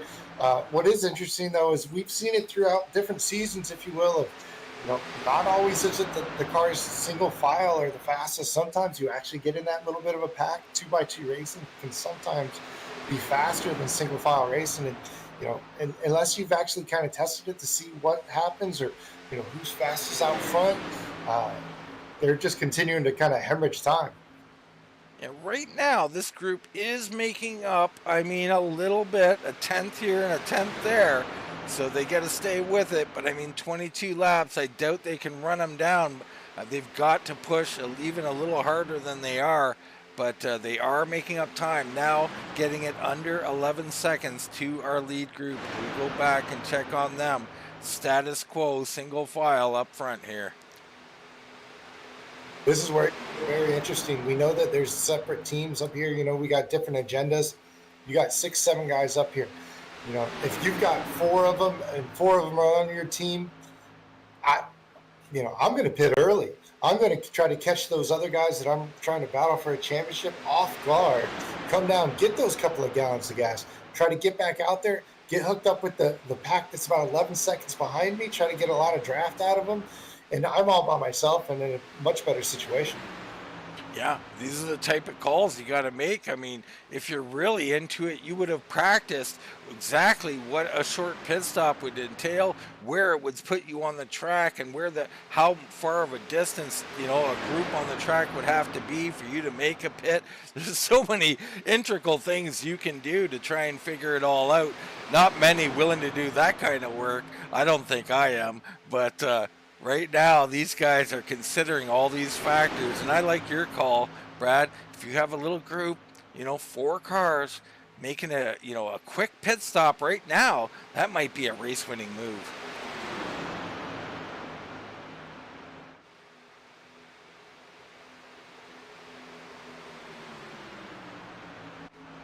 They continue to lead. This second group back here continues to make up time. Now only 9.5 seconds back.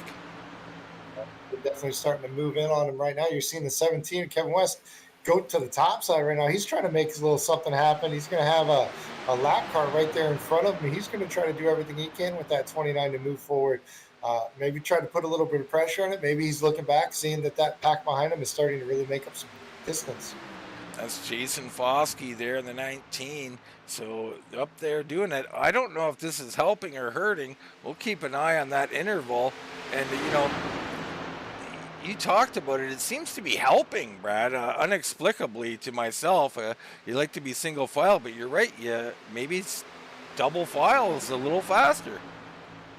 It could be that, or just the fact that the 14 doesn't want to exactly let that 29 by, so he's going to start pushing on a little bit on Hoag, and that's exactly what happens. They start putting the bumper to each other. It's no longer that Sunday drive. It's we're going to take it easy, but I can't let you get by me. That's absolutely correct. Racing breeds racing. Here we go, folks. They're going back at it. 18 laps to go. Hoag and Laskoski down low.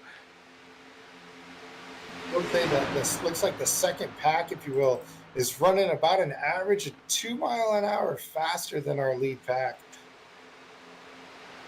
Very interesting. They are making up time. It's just not that much. Right now, the 29 he could drop down. He's gonna stay up here and try and pull that 17 up to the lead. Yeah, I think this is a situation where I talked about it earlier. Maybe you got a teammate that's willing to kind of drop back to kind of give you a hand and help you. You might be having a little bit of that right now with this 29. There might be a little bit of familiarity between the two drivers, and they work very well, and they're doing very well right now. It's interesting because that's Giffen up there with him too. So the 17 and Kevin West sandwiched by 2-lap cars, perhaps teammates, perhaps friends, as they work against the 5 cars or 6 cars that West is battling here. And me personally, if those 5 cars on the bottom are my teammates, I'm coming in right now. They're on the top side. They can't come with me. I'm separating us out from them right now. And then, the chips fall where they may. Man, these decisions so tough. Coming down, 16 to go. Everything status quo. Run from the outside. Here they come again.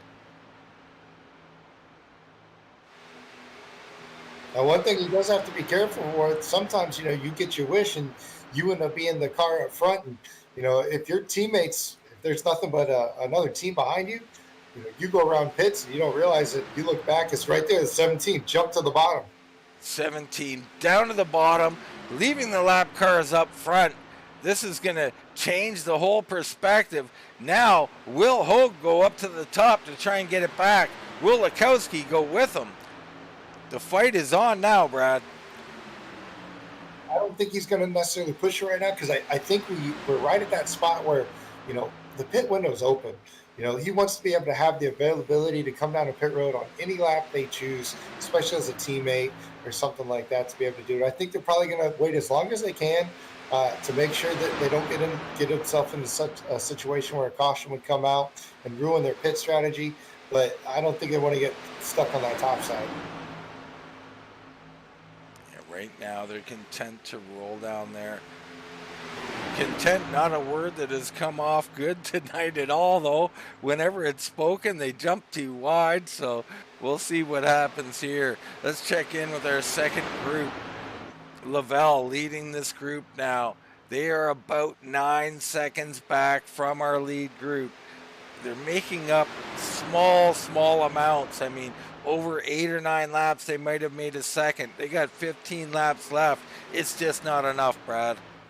No, it's really not. And the biggest thing here is whether or not a caution is going to come out or something like that. These guys coming to pit road have a big mistake or something like that. But right now, I think it's between the top 6. Well, there will be 2 green-white checker attempts possible. So these guys, if there is a late caution, we will have green-white checkered action. I wouldn't be surprised in the slightest, Brad. I mean, these guys are going to go racing here shortly. I mean, they're going to get in the pits first, and I'm expecting that somewhere, under 10 laps to go. It could be any minute, though.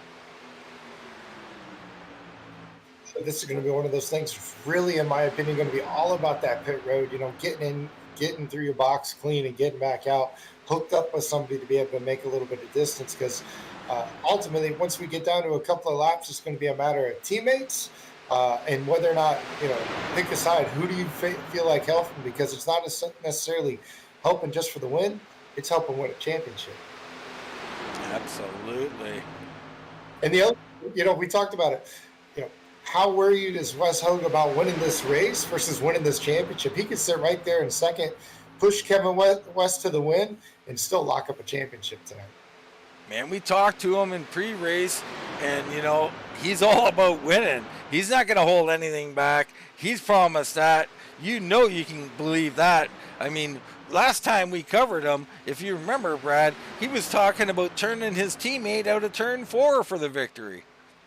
Watch it, because his teammate's right behind him, and he might be behind him out of turn 4 coming to the checker. He just might. And, you know, this would be fair play at that point. I mean, he made a move, and we watched. And was it Laskoski? I'm not sure, but whoever it was anyway made a great evasive maneuver to counter what Wes Hoag was trying to do, so that he did not get to that, you know, that left part of the bumper and make that move to turn him and steal the win. But nonetheless, we're on 12 to go. We got all of our competitors. Wes, Hoag, and Laskoski are top 3 in points, top 3 in this race, and they're going to battle it out here. Pit stops are imminent, and we keep seeing little twitches towards it, but nobody coming in. Down to 12 to go here. Interesting to see. You can just see it get sized up. You see Hoag coming off of 4, kind of floats a little bit to that top side. You know, just gives a little bit of a peak, if you will, probably to get a little bit of air on that, but at the same time, he's not exactly pushing hard enough to really worry about it. I think he's just more getting a sight line, make sure he knows exactly where he's at.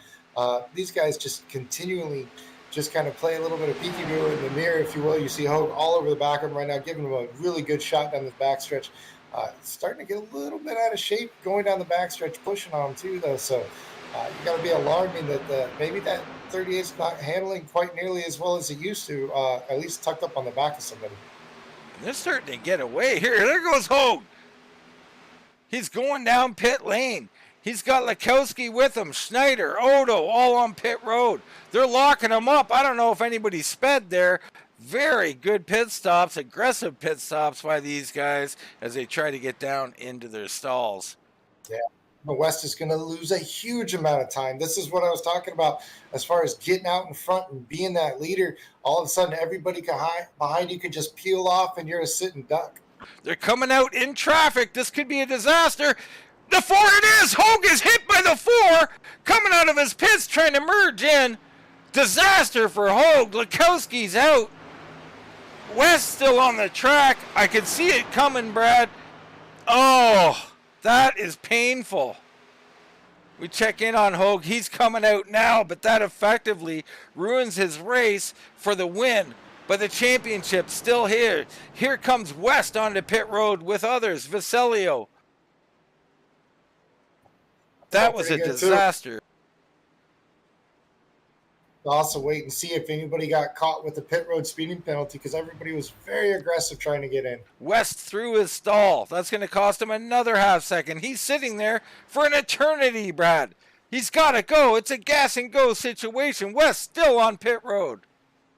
I sit here and think maybe made a mistake as far as not changing the pit. I mean, are we getting full fuel here? This is not good. The 17 remains on pit road. What is going on? You've got to have a speeding penalty. It's got to be a hold. It's a hold, so the 17's in trouble. Hoag's in trouble. Vasilio coming off of pit road, trying to beat Taylor Laskoski here. These two going to fight it out. Odo's in the mix. He's with them. Schneider's in the mix. Here they come from behind. 3 cars. Vasilio's going to have to try and grab onto this draft once they pass him. Extremely difficult. 3 cars tucked in really good. They're going to be closing rate probably about a good 8 to 10 mile an hour faster. You see them right now just go right on by on the top side. It looks like the 9 almost actually in the back of them, as they're going to be able to definitely go by. It's going to be a matter of whether or not that 00 is going to be able to attach or not. Can Vasilio hang in there? He's just barely getting up to speed here. It's going to be super close. I think he did enough to hang into this draft. Wow. I mean, heartbreak on pit road. One of the keys to the race. How much more can we talk about how important it is, Brad? Mistakes abound. West, Hoag. I mean, ouch. I don't know what else to say. Tragedy.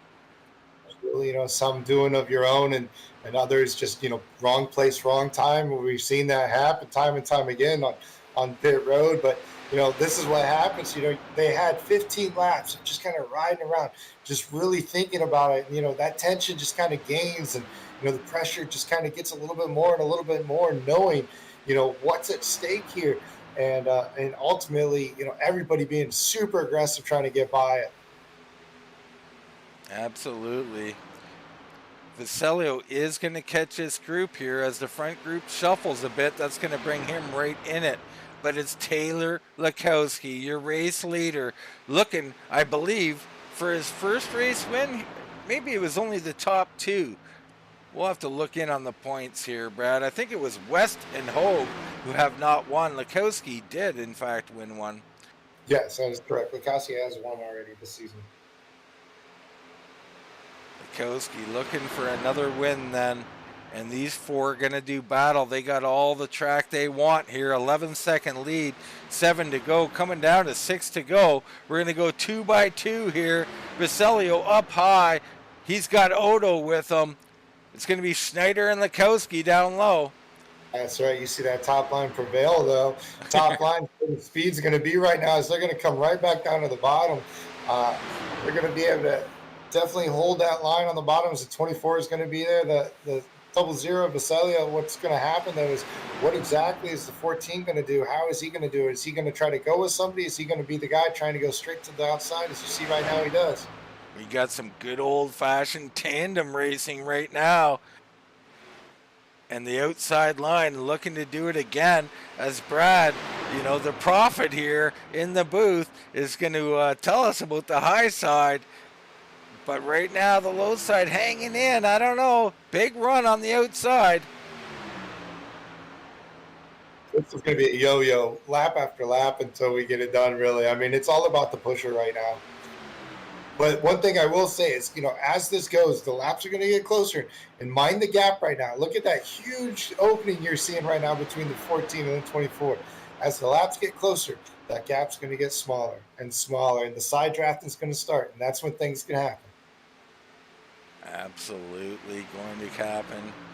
They're also going to run up on lap traffic and influence this race. We're on 5 to go. 4 to go at the line. Ooh, Laskoski, a little ball. Caution. Caution is on the track.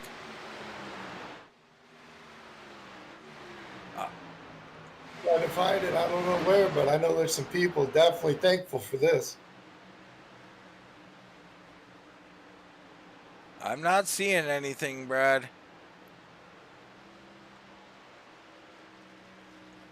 We are going to...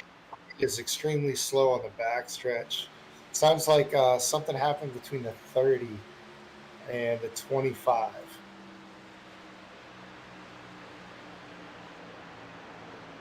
We'll try and get a look in on it before this thing heats up here with a green-white checker. That's going to be Reed Christensen.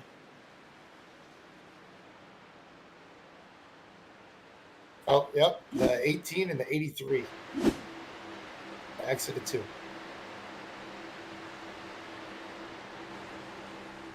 Okay, there you go. Oh, there it is.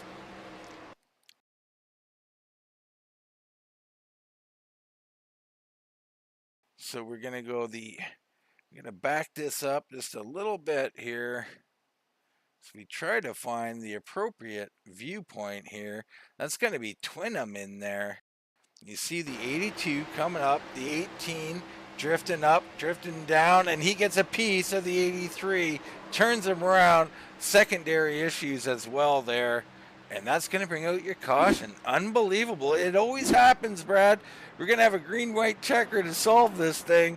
Everybody's back alive. And you know what? I got to admit, I like the 38 of Wes Hoag's chance now. It's going to be extremely hard to get back through it, but I think he will come down. I think he'll be able to use this fast repair to get his car completely damage-free again. We know he's going to be one of the clean cars on the track. So it's going to be very interesting. It looks like the 30 just came down as well. That's going to be Reed Christensen. He was involved in that incident. He just used his fast repair. So he's going to have a fast race car, a clean race car as well. Yeah, Hoag, Fried, Clemens, Swope all in there taking their pit stops. But they are going to be back in roughly 12th spot. Laskoski out front. Odo Odo up there, Snyder, Vaselli. Twynham has made his way up here. Butcher, Benjamin, West. Everybody's alive. Rice, Vinning, Christensen. I don't know. Starting 12th right now, it might not be that bad because, we're thinking of it, green, white, checkered. You got 2 laps essentially to get it done. Yeah, I'm not too sure this is the last green, white, checkered. Whew. I thought it was getting intense out there on the track. You wait now. Green, white, checker, Brad. I don't know. My heart can take it. Stay outside, you'll be fine. Might have to go crack a can of bubbly there open and settle on in for this one. Yeah, these guys really put on a show every single time we're out here, and we know that they're aggressive. And I couldn't honestly think of a more fitting way to end their season with the green, white, checkered. Everybody really going for everything, and may the best man win. Not even the race, but they've had a great championship run this entire season, and just some really good hard racing. So I'm really actually excited, and I think we're going to be in for a lot of fun these last couple of laps. Oh, man, I think so. I mean, if they can get them wound up fast enough, you're going to be looking at 3 wide up and down the track. I wouldn't be surprised if we went to 2 green, white checkers. As you see all your favorite drivers here, you got Elliott Vinning here in the 49 and 9th place. Kevin Rice in 10th place now. There's Reed Christensen. The familiar... Go ahead. Sorry about that. We got about 16 people right now watching on YouTube. I'm kind of interesting, kind of poll the guys out there watching right now. If you're there and, you have the ability, kind of give us your favorite. Who do you think is going to be able to pull this one off? Green, white, checkered. It's going to be interesting. It is. I'd love to hear their opinion. I know we got a fan of Giffen out there on Facebook. Giffen back around. He'll be in 16th, but he's got an outside shot here. I'm not saying anybody doesn't have a shot here. We could wad it up and turn one, and next thing you know, somebody a lap down, 82 Matt Swope might be able to come back to win this one. I mean, that's all about plate track racing. You really never know what's going to happen. They got to get organized here and be ready. Got to get a great start and lots of pushing. I mean, it's going to be very, very aggressive. We got some great cars. 7th is West. 6th is Twynham. Butcher, Benjamin there. I mean, they're all great. I don't want to keep relisting them all. But, it's strong cars back in the middle of this pack, and they're going to be pushing for all they're worth. Yeah, absolutely. And, you start kind of looking at it, and you look back at guys who have worked well with each other throughout the race tonight. And, right now that 24 is down there. He's got the 9. The 9 and the 24 were working very well early on. You got the 18 right there, the 00. The 14's up front. So, teammates are kind of separated, if you will. So it's going to be interesting to see some of these guys really work. And that 17 and the 88, though, top side, 3rd and 4th in line, that could be an interesting pairing as well. It could all be interesting. Here we go, folks. We're ready to get back. Green flag racing. Laskoski and Odo up front. Vasilio and Snyder in row number 2. Butcher, Benjamin, and Twynham in row 3. It's all about this start, the 00 and the 9, they got to get right up on the back of those cars in front of them, make sure they get a good push, don't let somebody get out. Looks like we're going to be 3 wide already as soon as the green flag drops. Before the green flag even, Hoag up to the high side going 3 wide back there. Not going to work for him. Up front, it's going to be Laskoski getting a nice jump. Odo's chasing with Vasilio. I think, Vasilio on the high side. That top side just disappeared really quickly. Everybody dropped down to the bottom right now. It looks like top side finally going to be able to start making a little bit of surge. It looks like the 9, he's thinking about going up to the top side. He's just unsure right now. Here comes Hoag up there on the high side as well. They're winding it down, 2 to go. If they take the white flag, we will go green to the finish. Laskoski leading this, coming out of 4. Everybody looking good. He's got to be a heavy favorite. These guys got to get it. Oh, they're wrecking. It's all about when the caution comes out. It's out. Caution's out. Caution's out. Caution has come out. Big wreck there. You see Foskey down there to the inside wall. Not sure who's all involved here. I think Hoag made it through. Yeah, it looks like Hoag made it through good. The 17 of West through 14, he made it through good. So our championship implications, if you will, all made it through. Looks like the 00 actually was part of that. A lot of heavy damage. So unfortunately for him, having a great race all night, a lot of damage right there. Yeah, you see Vasilio on the high side. And just some big, oh, and a turn there, a little touch, turn from the inside up the track. There's a 30 and the 18. My goodness. And we knew this was a possibility. This has indeed tightened it up and changed it up a little bit, but we also seen how hard it is to get that run on the outside early on. Laskoski up front, going to have a distinct advantage. You got Odo, Schneider, Butcher Benjamin, West now up to 5th, Hoag up to 6th, Rice, Vinning, Clemens, and Engel, your top 10. It was very fitting on that last restart. You know, we saw the 14 Laskoski get such a great restart and just be able to clear the 24. Like it wasn't even, like it just wasn't even a thing, if you will. So it's going to be very interesting if the 24 is really going to be able to put up a fight against the 14. If maybe there's a little bit of teamwork there. Maybe, it's going to be interesting for sure, though, because 17 and Kevin West, he's going to be right up there, and he's going to be pushing for everything he can get. You got Venning, Engel, Vasilio all on pit road. Twinem's coming down pit road. Elliott Swope down pit road.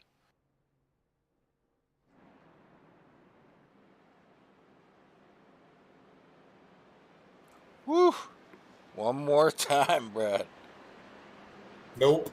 One more time, there's not going to be enough cars coming back to the checker. One more time, we'll go green, white, checker. It's anybody's game. Laskoski, the heavy favorite up here, but we don't know. A lot of guys learned something on that one, and they also improved their positions, so we'll see how this one goes.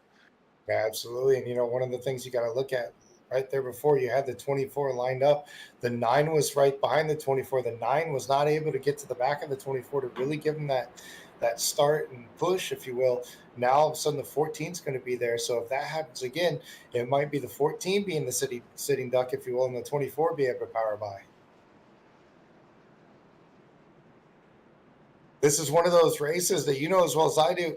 You can do everything perfect, but if the guy behind you isn't there and he's not on his game, it doesn't matter.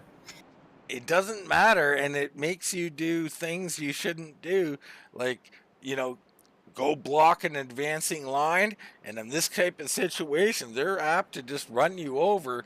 So, you need help. You need good drivers doing good things around you, and Laskoski's only as good as Schneider, who's pushing them, will be. Absolutely. And you know what? Don't look now. We were just talking about 38 of Wes Hoag, currently in the 6th position, the 30th of Reed Christensen.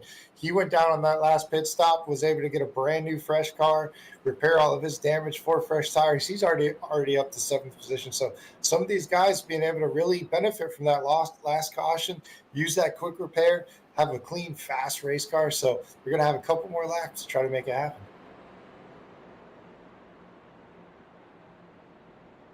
Wow.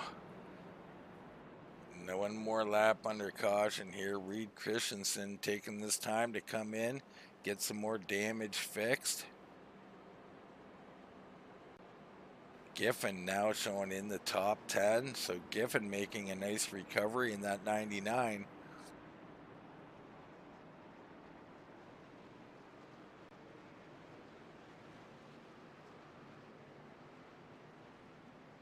Oh, it looks like the 14 is going to choose the top side. Interesting. Really interesting. Taylor Laskoski picking the high side. Wow, I did not see that coming, Brad. He must know which one's the more dominant line. I'm just saying. My goodness, is he your friend or what? What's going on here?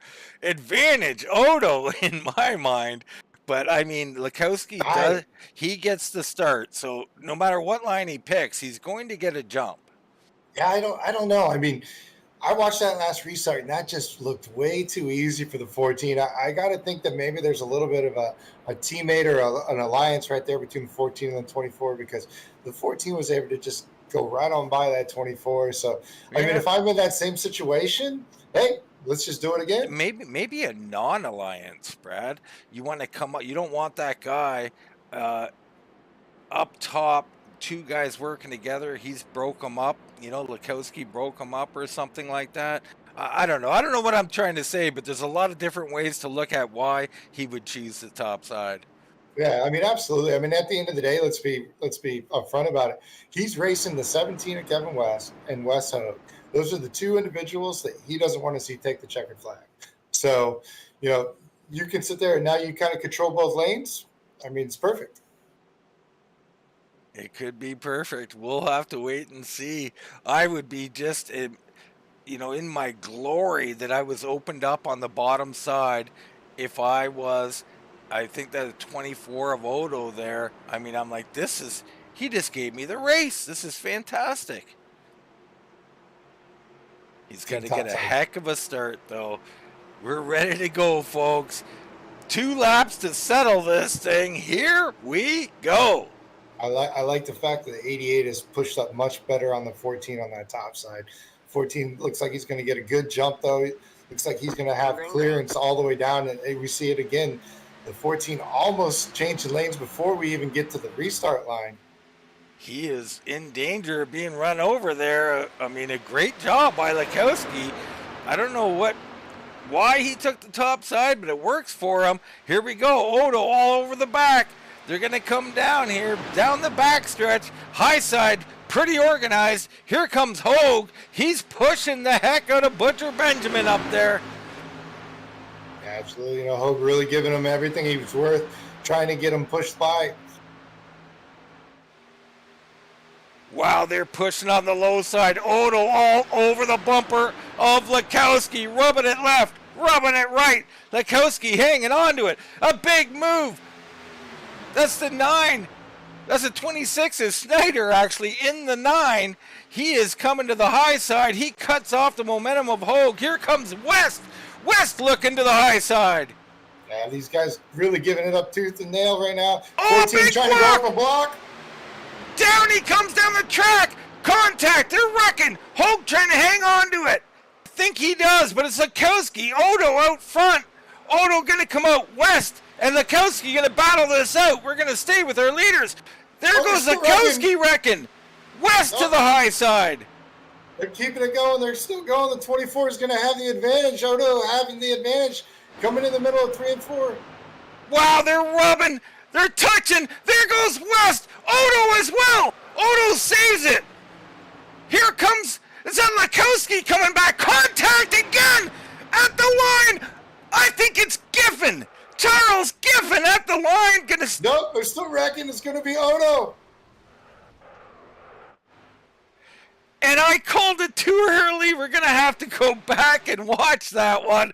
I don't care. We're rewinding live TV, folks. My apologies. Daytona and Talladega, 2 different finish lines. Let's re-look at this one. Wow. We're going to go back a little further here. That was incredible action. Here they are beating and banging. The 24 Odo down low. There's Laskoski. Contact again. They continue to race. Giffen comes down. He takes it out. There's a wreck. Laskoski tries to come back. Odo holds off and beats Laskoski to the win. Kevin West will get 3rd according to our scoring. Butcher Benjamin in 4th. Wow. That finish is just, it is fitting for what this league stands for. Hard racing to the checkered flag. And you know, I don't care if you tell me somebody wrecked somebody intentionally. It doesn't matter. I mean, to finish something like that, You know, that's what it's really all about. Taylor Laskoski out here doing donuts too. I'm not sure what's going on there. As I'm we telling you, there's some affiliation there. There's got to be. There's got to be affiliation, no doubt about it. But they are two happy campers. Nobody happier than Odo Hoag, going to be your champion of the league, but not quite getting it done. Giffen was out here. He had a late shot at it, man. He almost made it happen. That was amazing. And I missed the call there a bit at the end because of the start finish line, but it was a thrilling finish. Oh, it really was. I mean, and look at our top 8. You know, started 20th, 19th, 22nd, 28th, 11th, 32nd with Griffin, 16th Freed, 26th. I mean, these guys came from back in the field as far as qualifying goes, and that's even before the EOLs, before this even started. Griffin might have started 15th by the time all the EOLs was done, but these guys really improved for the entire night and just did everything they could to wind up front when they needed to be there. Wow. We see our finishing order. Brandon Odo with that fabulous win. Laskoski, West, Butcher Benjamin, Vasilio, Giffen, Freed, Clemis, Schneider, and Hoag rounds out your top 10. Twinham there in 11th. Engel, Vinning, Rice, Swoop, Stevenson, Swoop again, and Parker in your top 18. You can see the rest of our finishers. Wow, Brad, out of breath. That was something else. It really was. I mean, I guarantee you go through that garage right now, it looks more like Bristol than it does a plate track. No doubt about it. Let's take a short commercial break. We'll come back. We'll get interviews, with our league owners, with our race winners, and our championship winners as well. And so stick around for all of that.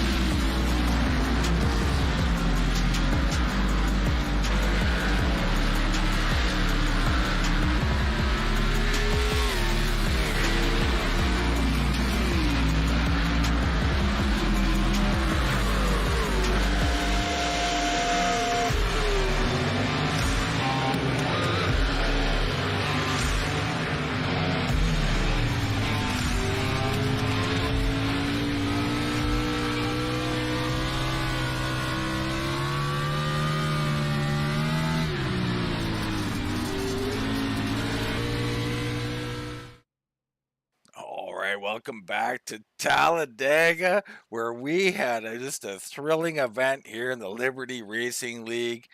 Brad, I mean, not much more to say before we get into interviews, except for, you want to come race with these guys, man. They got it starting up next season. I think it's starting right away. $20 to get in, cash prizes every race, and for the season as well. And it is thrilling. They come to race, Brad.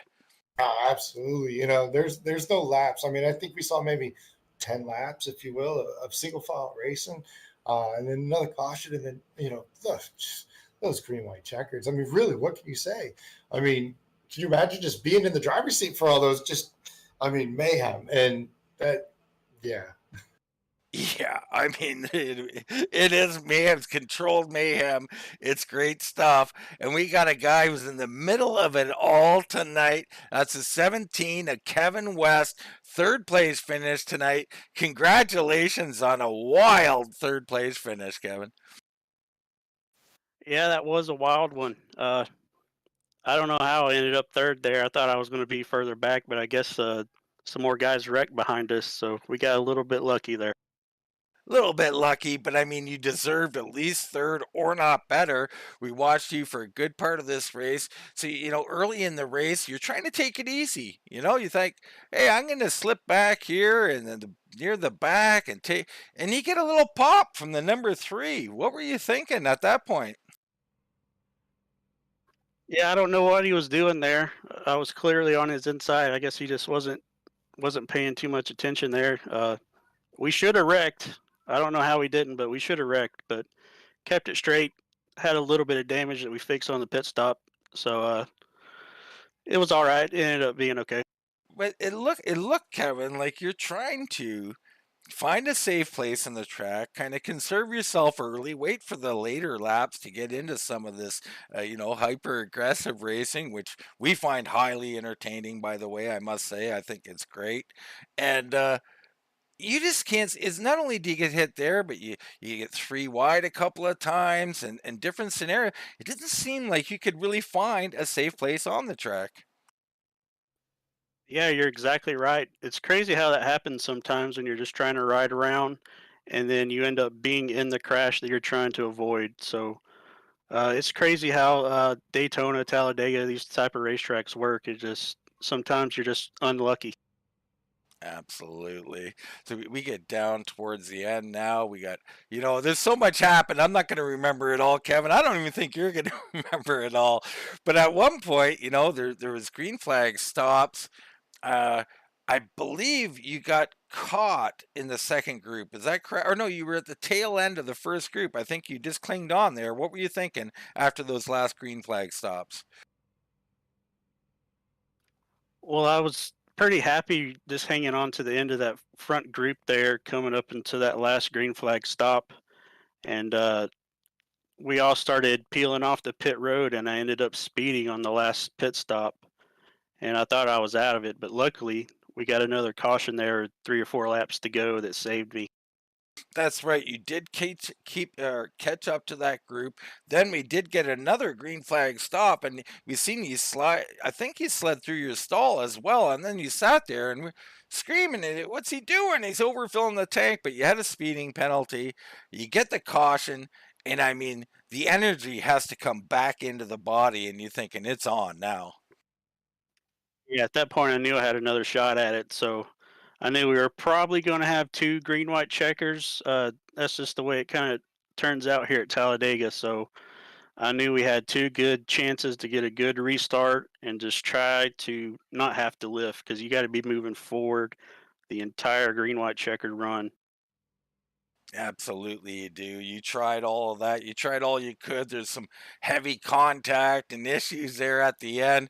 It was thrilling from the booth. I'm sure frustrating in the car. You walk away with third place, though. Congratulations on that. And are you looking forward now to next season as your name starts to creep up in people's minds here as someone to contend with? Oh, absolutely. This league that Wes Hoag and Taylor Laskoski has put together is awesome. I was really happy to be a part of this season. I had so much fun over the last 8 weeks, and I'm definitely looking forward to the next one. All right, Kevin. Well, big congrats again. Brad, that's Kevin West, the 17, third place finisher tonight. Absolutely. He did a great job. I'm standing by with the finisher that finished one place in front of him. That's going to be the the 14 of Taylor Laskoski. Taylor, man, all night running up front. It looked like you and Wes were just kind of having your way, being able to really run up front all night. Just kind of talk us through early on, if you will, just kind of biding your time through there. Yeah, man, I'm really happy with our finish in the detail shop Chevrolet. It was real fun. At the beginning, we were just kind of riding and going and seeing what was going to happen. And unfortunately, got caught up in a wreck early on, but just rode around to the end. Yeah, we saw that. We saw you get caught up in that wreck early, and we were kind of wondering if that had to have a dictation as far as your aggression level. Having to kind of tone it back, if you will. But we saw it go through. You were in the right spot at the right time. Talk us through those late green flag pit stops. We've seen everybody being really aggressive, trying to get in, trying to gain as much time as they can, and come out in that good six car lead group. I mean, it's not about me getting into pit road aggressive. I actually try to just get in easy and out because most people make mistakes on green flag pit stops. So it's all about getting in and out and being in the top group at the end, like is what happened. Yeah, absolutely. All right. So we set the stage. That happens. Caution comes out. We're now looking at green white checker number one. Starting inside, you're able to control that one. Caution comes out again. Next thing you know, you're choosing the outside. Uh, I know that threw my broadcast colleague Dean here a little bit for the loop. I saw how much of a good run you had on that first restart, how you were able to clear the 24. What was really going through your mind in making that selection to have on the outside? Well, my teammate, the 24, was on the inside both restarts, so I took the outside to try to help anticipate the start, and that way I'd be able to clear him on both of them. And it worked out there at the end, and I just drove as hard as I could to try to keep the blocks coming and keep them at bay. But It was definitely an entertaining last final lap there. Maybe a little bit come up. You're going to come home one position a little further back than you wanted to ultimately. But man, you had a very entertaining race. It was fun to watch you out there the entire time. I'll let you kind of thank anybody you need to thank. And congratulations here on a second place finish tonight.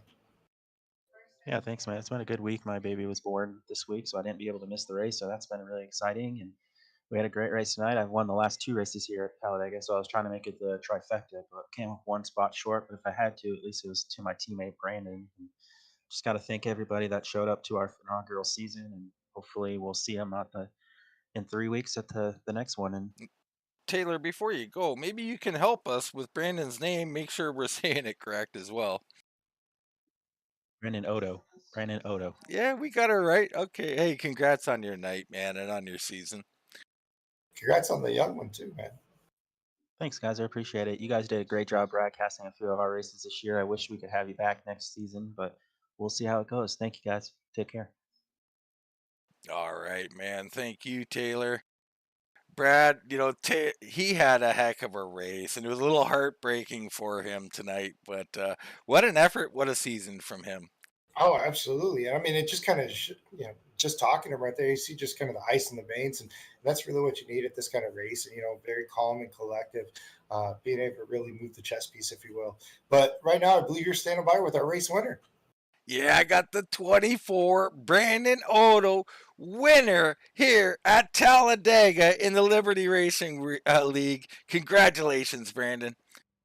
Yeah, thanks, guys. That was a pretty wild race, and yeah, just glad to come home in kind of one piece there, and glad to bring it home with the last race here, and pull Taylor Laskoski alongside with me, and yeah, crazy race altogether.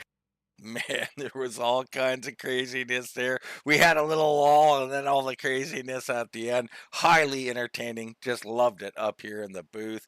And your victory was just thrilling to be certain. But let's go back a little bit. Earlier on in the race, you're hanging around there, here and there. And we have green flag stops at one point. Now, if I'm not mistaken, you can correct me, Brandon, but I believe you're in the second group, are you not? We were with the. I was kind of pitting along with Wes and Taylor Lakoski there. We were trying to figure out, how long we could push our fuel runs. We were debating at the end there, if we really, really wanted to, um, you know, push it to the end and, pit with 5 or 6 laps to go, or if we wanted a short pit. But yeah, I was with the top group the whole time, just kind of hanging back in there, hanging back third, fourth, fifth place back in there. And when it came down to the end, Taylor and I just kind of pushed the gas pedal, and it said it's go times. We just tried to pull out in front, and luckily those last few restarts we were able to kind of hold it up there. You were, and let's get right into it. The last restart now. Taylor takes the high side. Me and Brad have a little thing about the high side and the low side. He's a high side guy. I'm a low side guy. And I'm thinking, he said, there's a great move from Taylor. And I'm saying he just handed the win to Brandon Oto. Now, he didn't win because of that. It was a good move from Taylor. But what were you thinking when that inside lane opened up and you could see all that fresh track in front of you? I'm not gonna lie, I got pretty excited when I saw that. Usually, Taylor and I, he trusts me enough, and I trust him enough, where we could just run 1-2 like that, and I would be happy pushing him to a win. But we were talking on the radio, and we saw that the 17 car just started going up high, and he had quite a bit of a run, and Taylor took the defensive line up there, and no harm, no foul there. But yeah, I was very excited seeing that track in front of me, and I had the 9 car behind me, getting ready to give me a push too. So it felt really, really good, and I felt confident that if Taylor was going to do that, and I had the right person behind me, that I could definitely bring it home. And we almost ended up that way, but as you guys know, it got a little dicey. It got a little dicey, and I'm telling you, Brandon, so much happened. I can't possibly recall it, so maybe you could walk us through it a bit there. There was several different incidents of contact, beating and banging, just great old time racing, and you slipped through, man, and you're the one who come out victorious. Talk a little bit about those last couple corners. For sure. I think it all started in turn 1 when Taylor went up high like that, and I think that really kind of set off the train reaction of things. He went up high, there's a little bit of contact I think with the high line, and they made it 3 or 4 wide down there, and it took out a couple of guys that were immediately right behind me. And that kind of led Taylor up to second place, and I believe it was Kevin West, or maybe it was the 9 car right behind me. And then going down the backstretch, it was the 3 of us. Taylor, went to go up high. I stayed down low, and I believe it was the 17 again. He just kind of hooked Taylor into me. We all three of us had contact and were sideways for a minute there. We saved it, gathered it up. Going into turn 3 there, it looked like Kevin was going to be on the outside of me. He had the run going. I didn't want to just give it to him. I had some damage on my right side, so I went up to side draft him, and we made a little bit of contact coming out of 4 that got him loose, sent him spinning, and I was able to gather it up again. But meantime, while we were doing that, we had everybody else coming behind us full speed. So I was a sitting duck at that point. I had the guys coming up right from behind me. They luckily made contact because they were clear by me by 10 or 15 miles an hour. They made contact, and I was just hanging on for the win there. My foot was to the floor, and I wasn't lifting until I saw the checkers. My goodness. Man, oh man. It sounded like you just told us about your season, not the last few corners. That was a lot of action to handle, a lot to process. You did a great job of it, man. You come out victorious. You got to be thrilled. And you got to be looking forward to next season now, Brandon. You got a great teammate, a great league, and you got a win under your belt here. Everything's looking bright for you.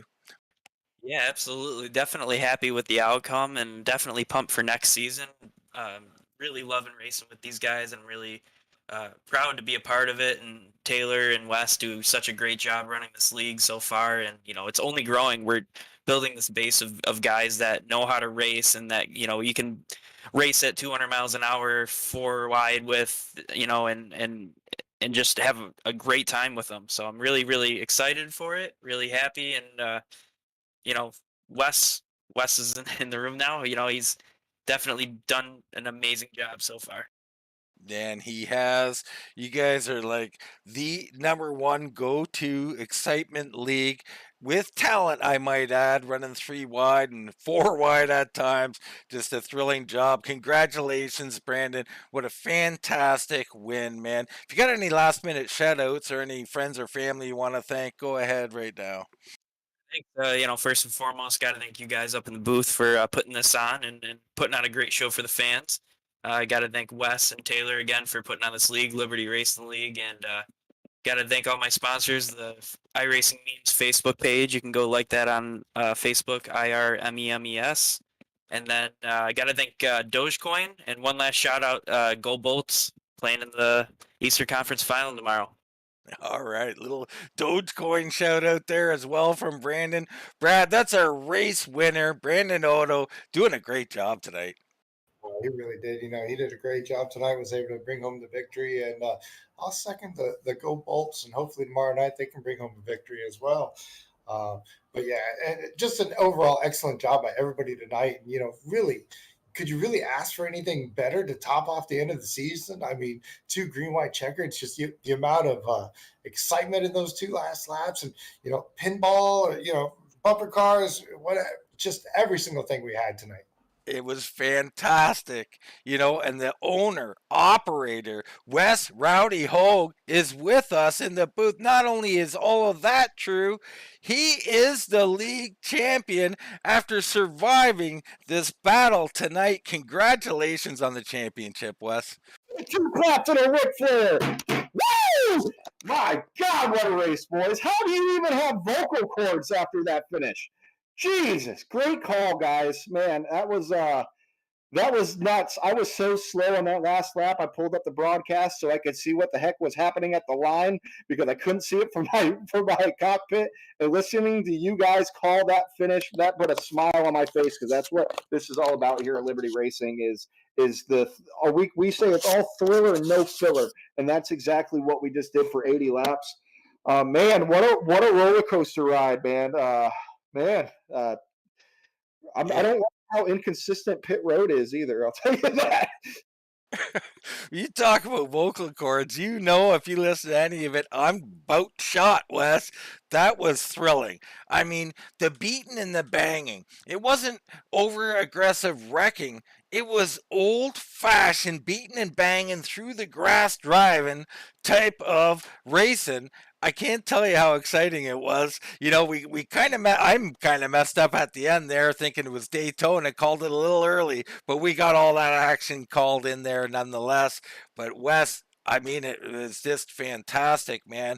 Like I said, congrats on the championship, but bigger congratulations on what you've created here is a fun, exciting atmosphere and not just that, it's not just a bunch of bushwhackers or something. This are talented drivers. I found a lot of these guys. I like to say we're the group of misfits because I found them in iRacing groups on Facebook. A bunch of guys that didn't have much going on and needed an opportunity to show their talents and show their strengths on tracks, especially speedways. A bunch of guys had never met each other before. A couple, ex-Vidane guys like Josh Stiles and Alex Vasilio there that I knew I could call on when it came to super speedway gurus. And I said it before the race in my drivers meeting. I am absolutely grateful to have the opportunity to race with these gentlemen each and every week. I'm looking forward to the future of it, and I don't even care that you messed up the call. I don't know if you're able to call that because watching the action there on that last lap, I'll tell you what. When I saved it, I know you guys were watching the action up front, but I saved it. A heck of a save off of turn 2, and about 6 seconds later, I got doored. That wreck happened from turn 2 all the way down the backstretch to turn 3, literally. This is going to be a broadcast I'll watch time and time again. But Dean, Brad, just a roller coaster of emotions throughout this race, especially pit road, man. I thought I gave it up. Yeah, I mean, let's get into your race a little bit, Wes. You were obviously doing your thing, man. You're a great super speedway racer. I haven't seen you race much else. I assume you're great at it as well. But you're out here, you're running up front a lot, and then, like you said, you had a pit road thing happen there, and it might have been all over. So much happened, Wes. I can't even remember what happened at this point to you. Well, earlier in the race, that same thing happened with the 4 except my car was invincible and he was able to go through it. So I didn't think anything of it. He was to the right side of me when I was pulling out of my stall. I saw him there. I didn't think anything of it. And then when it turned me, man, it was a shot to my gut. I remember now. We were calling it, Wes. We were on it. We could see it coming, and you were coming out of your stall far enough where contact would ensue.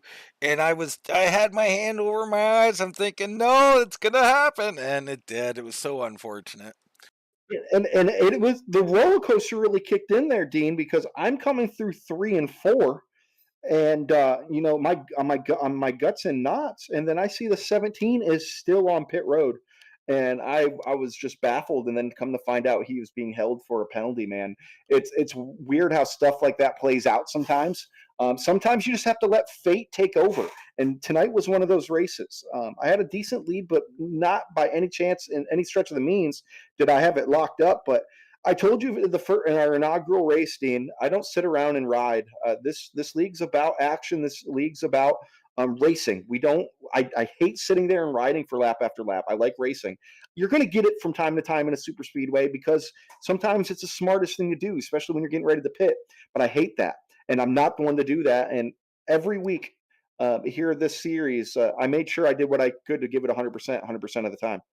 You did. We love that about you. We love that about this league. It's what defines you. Don't ever lose it.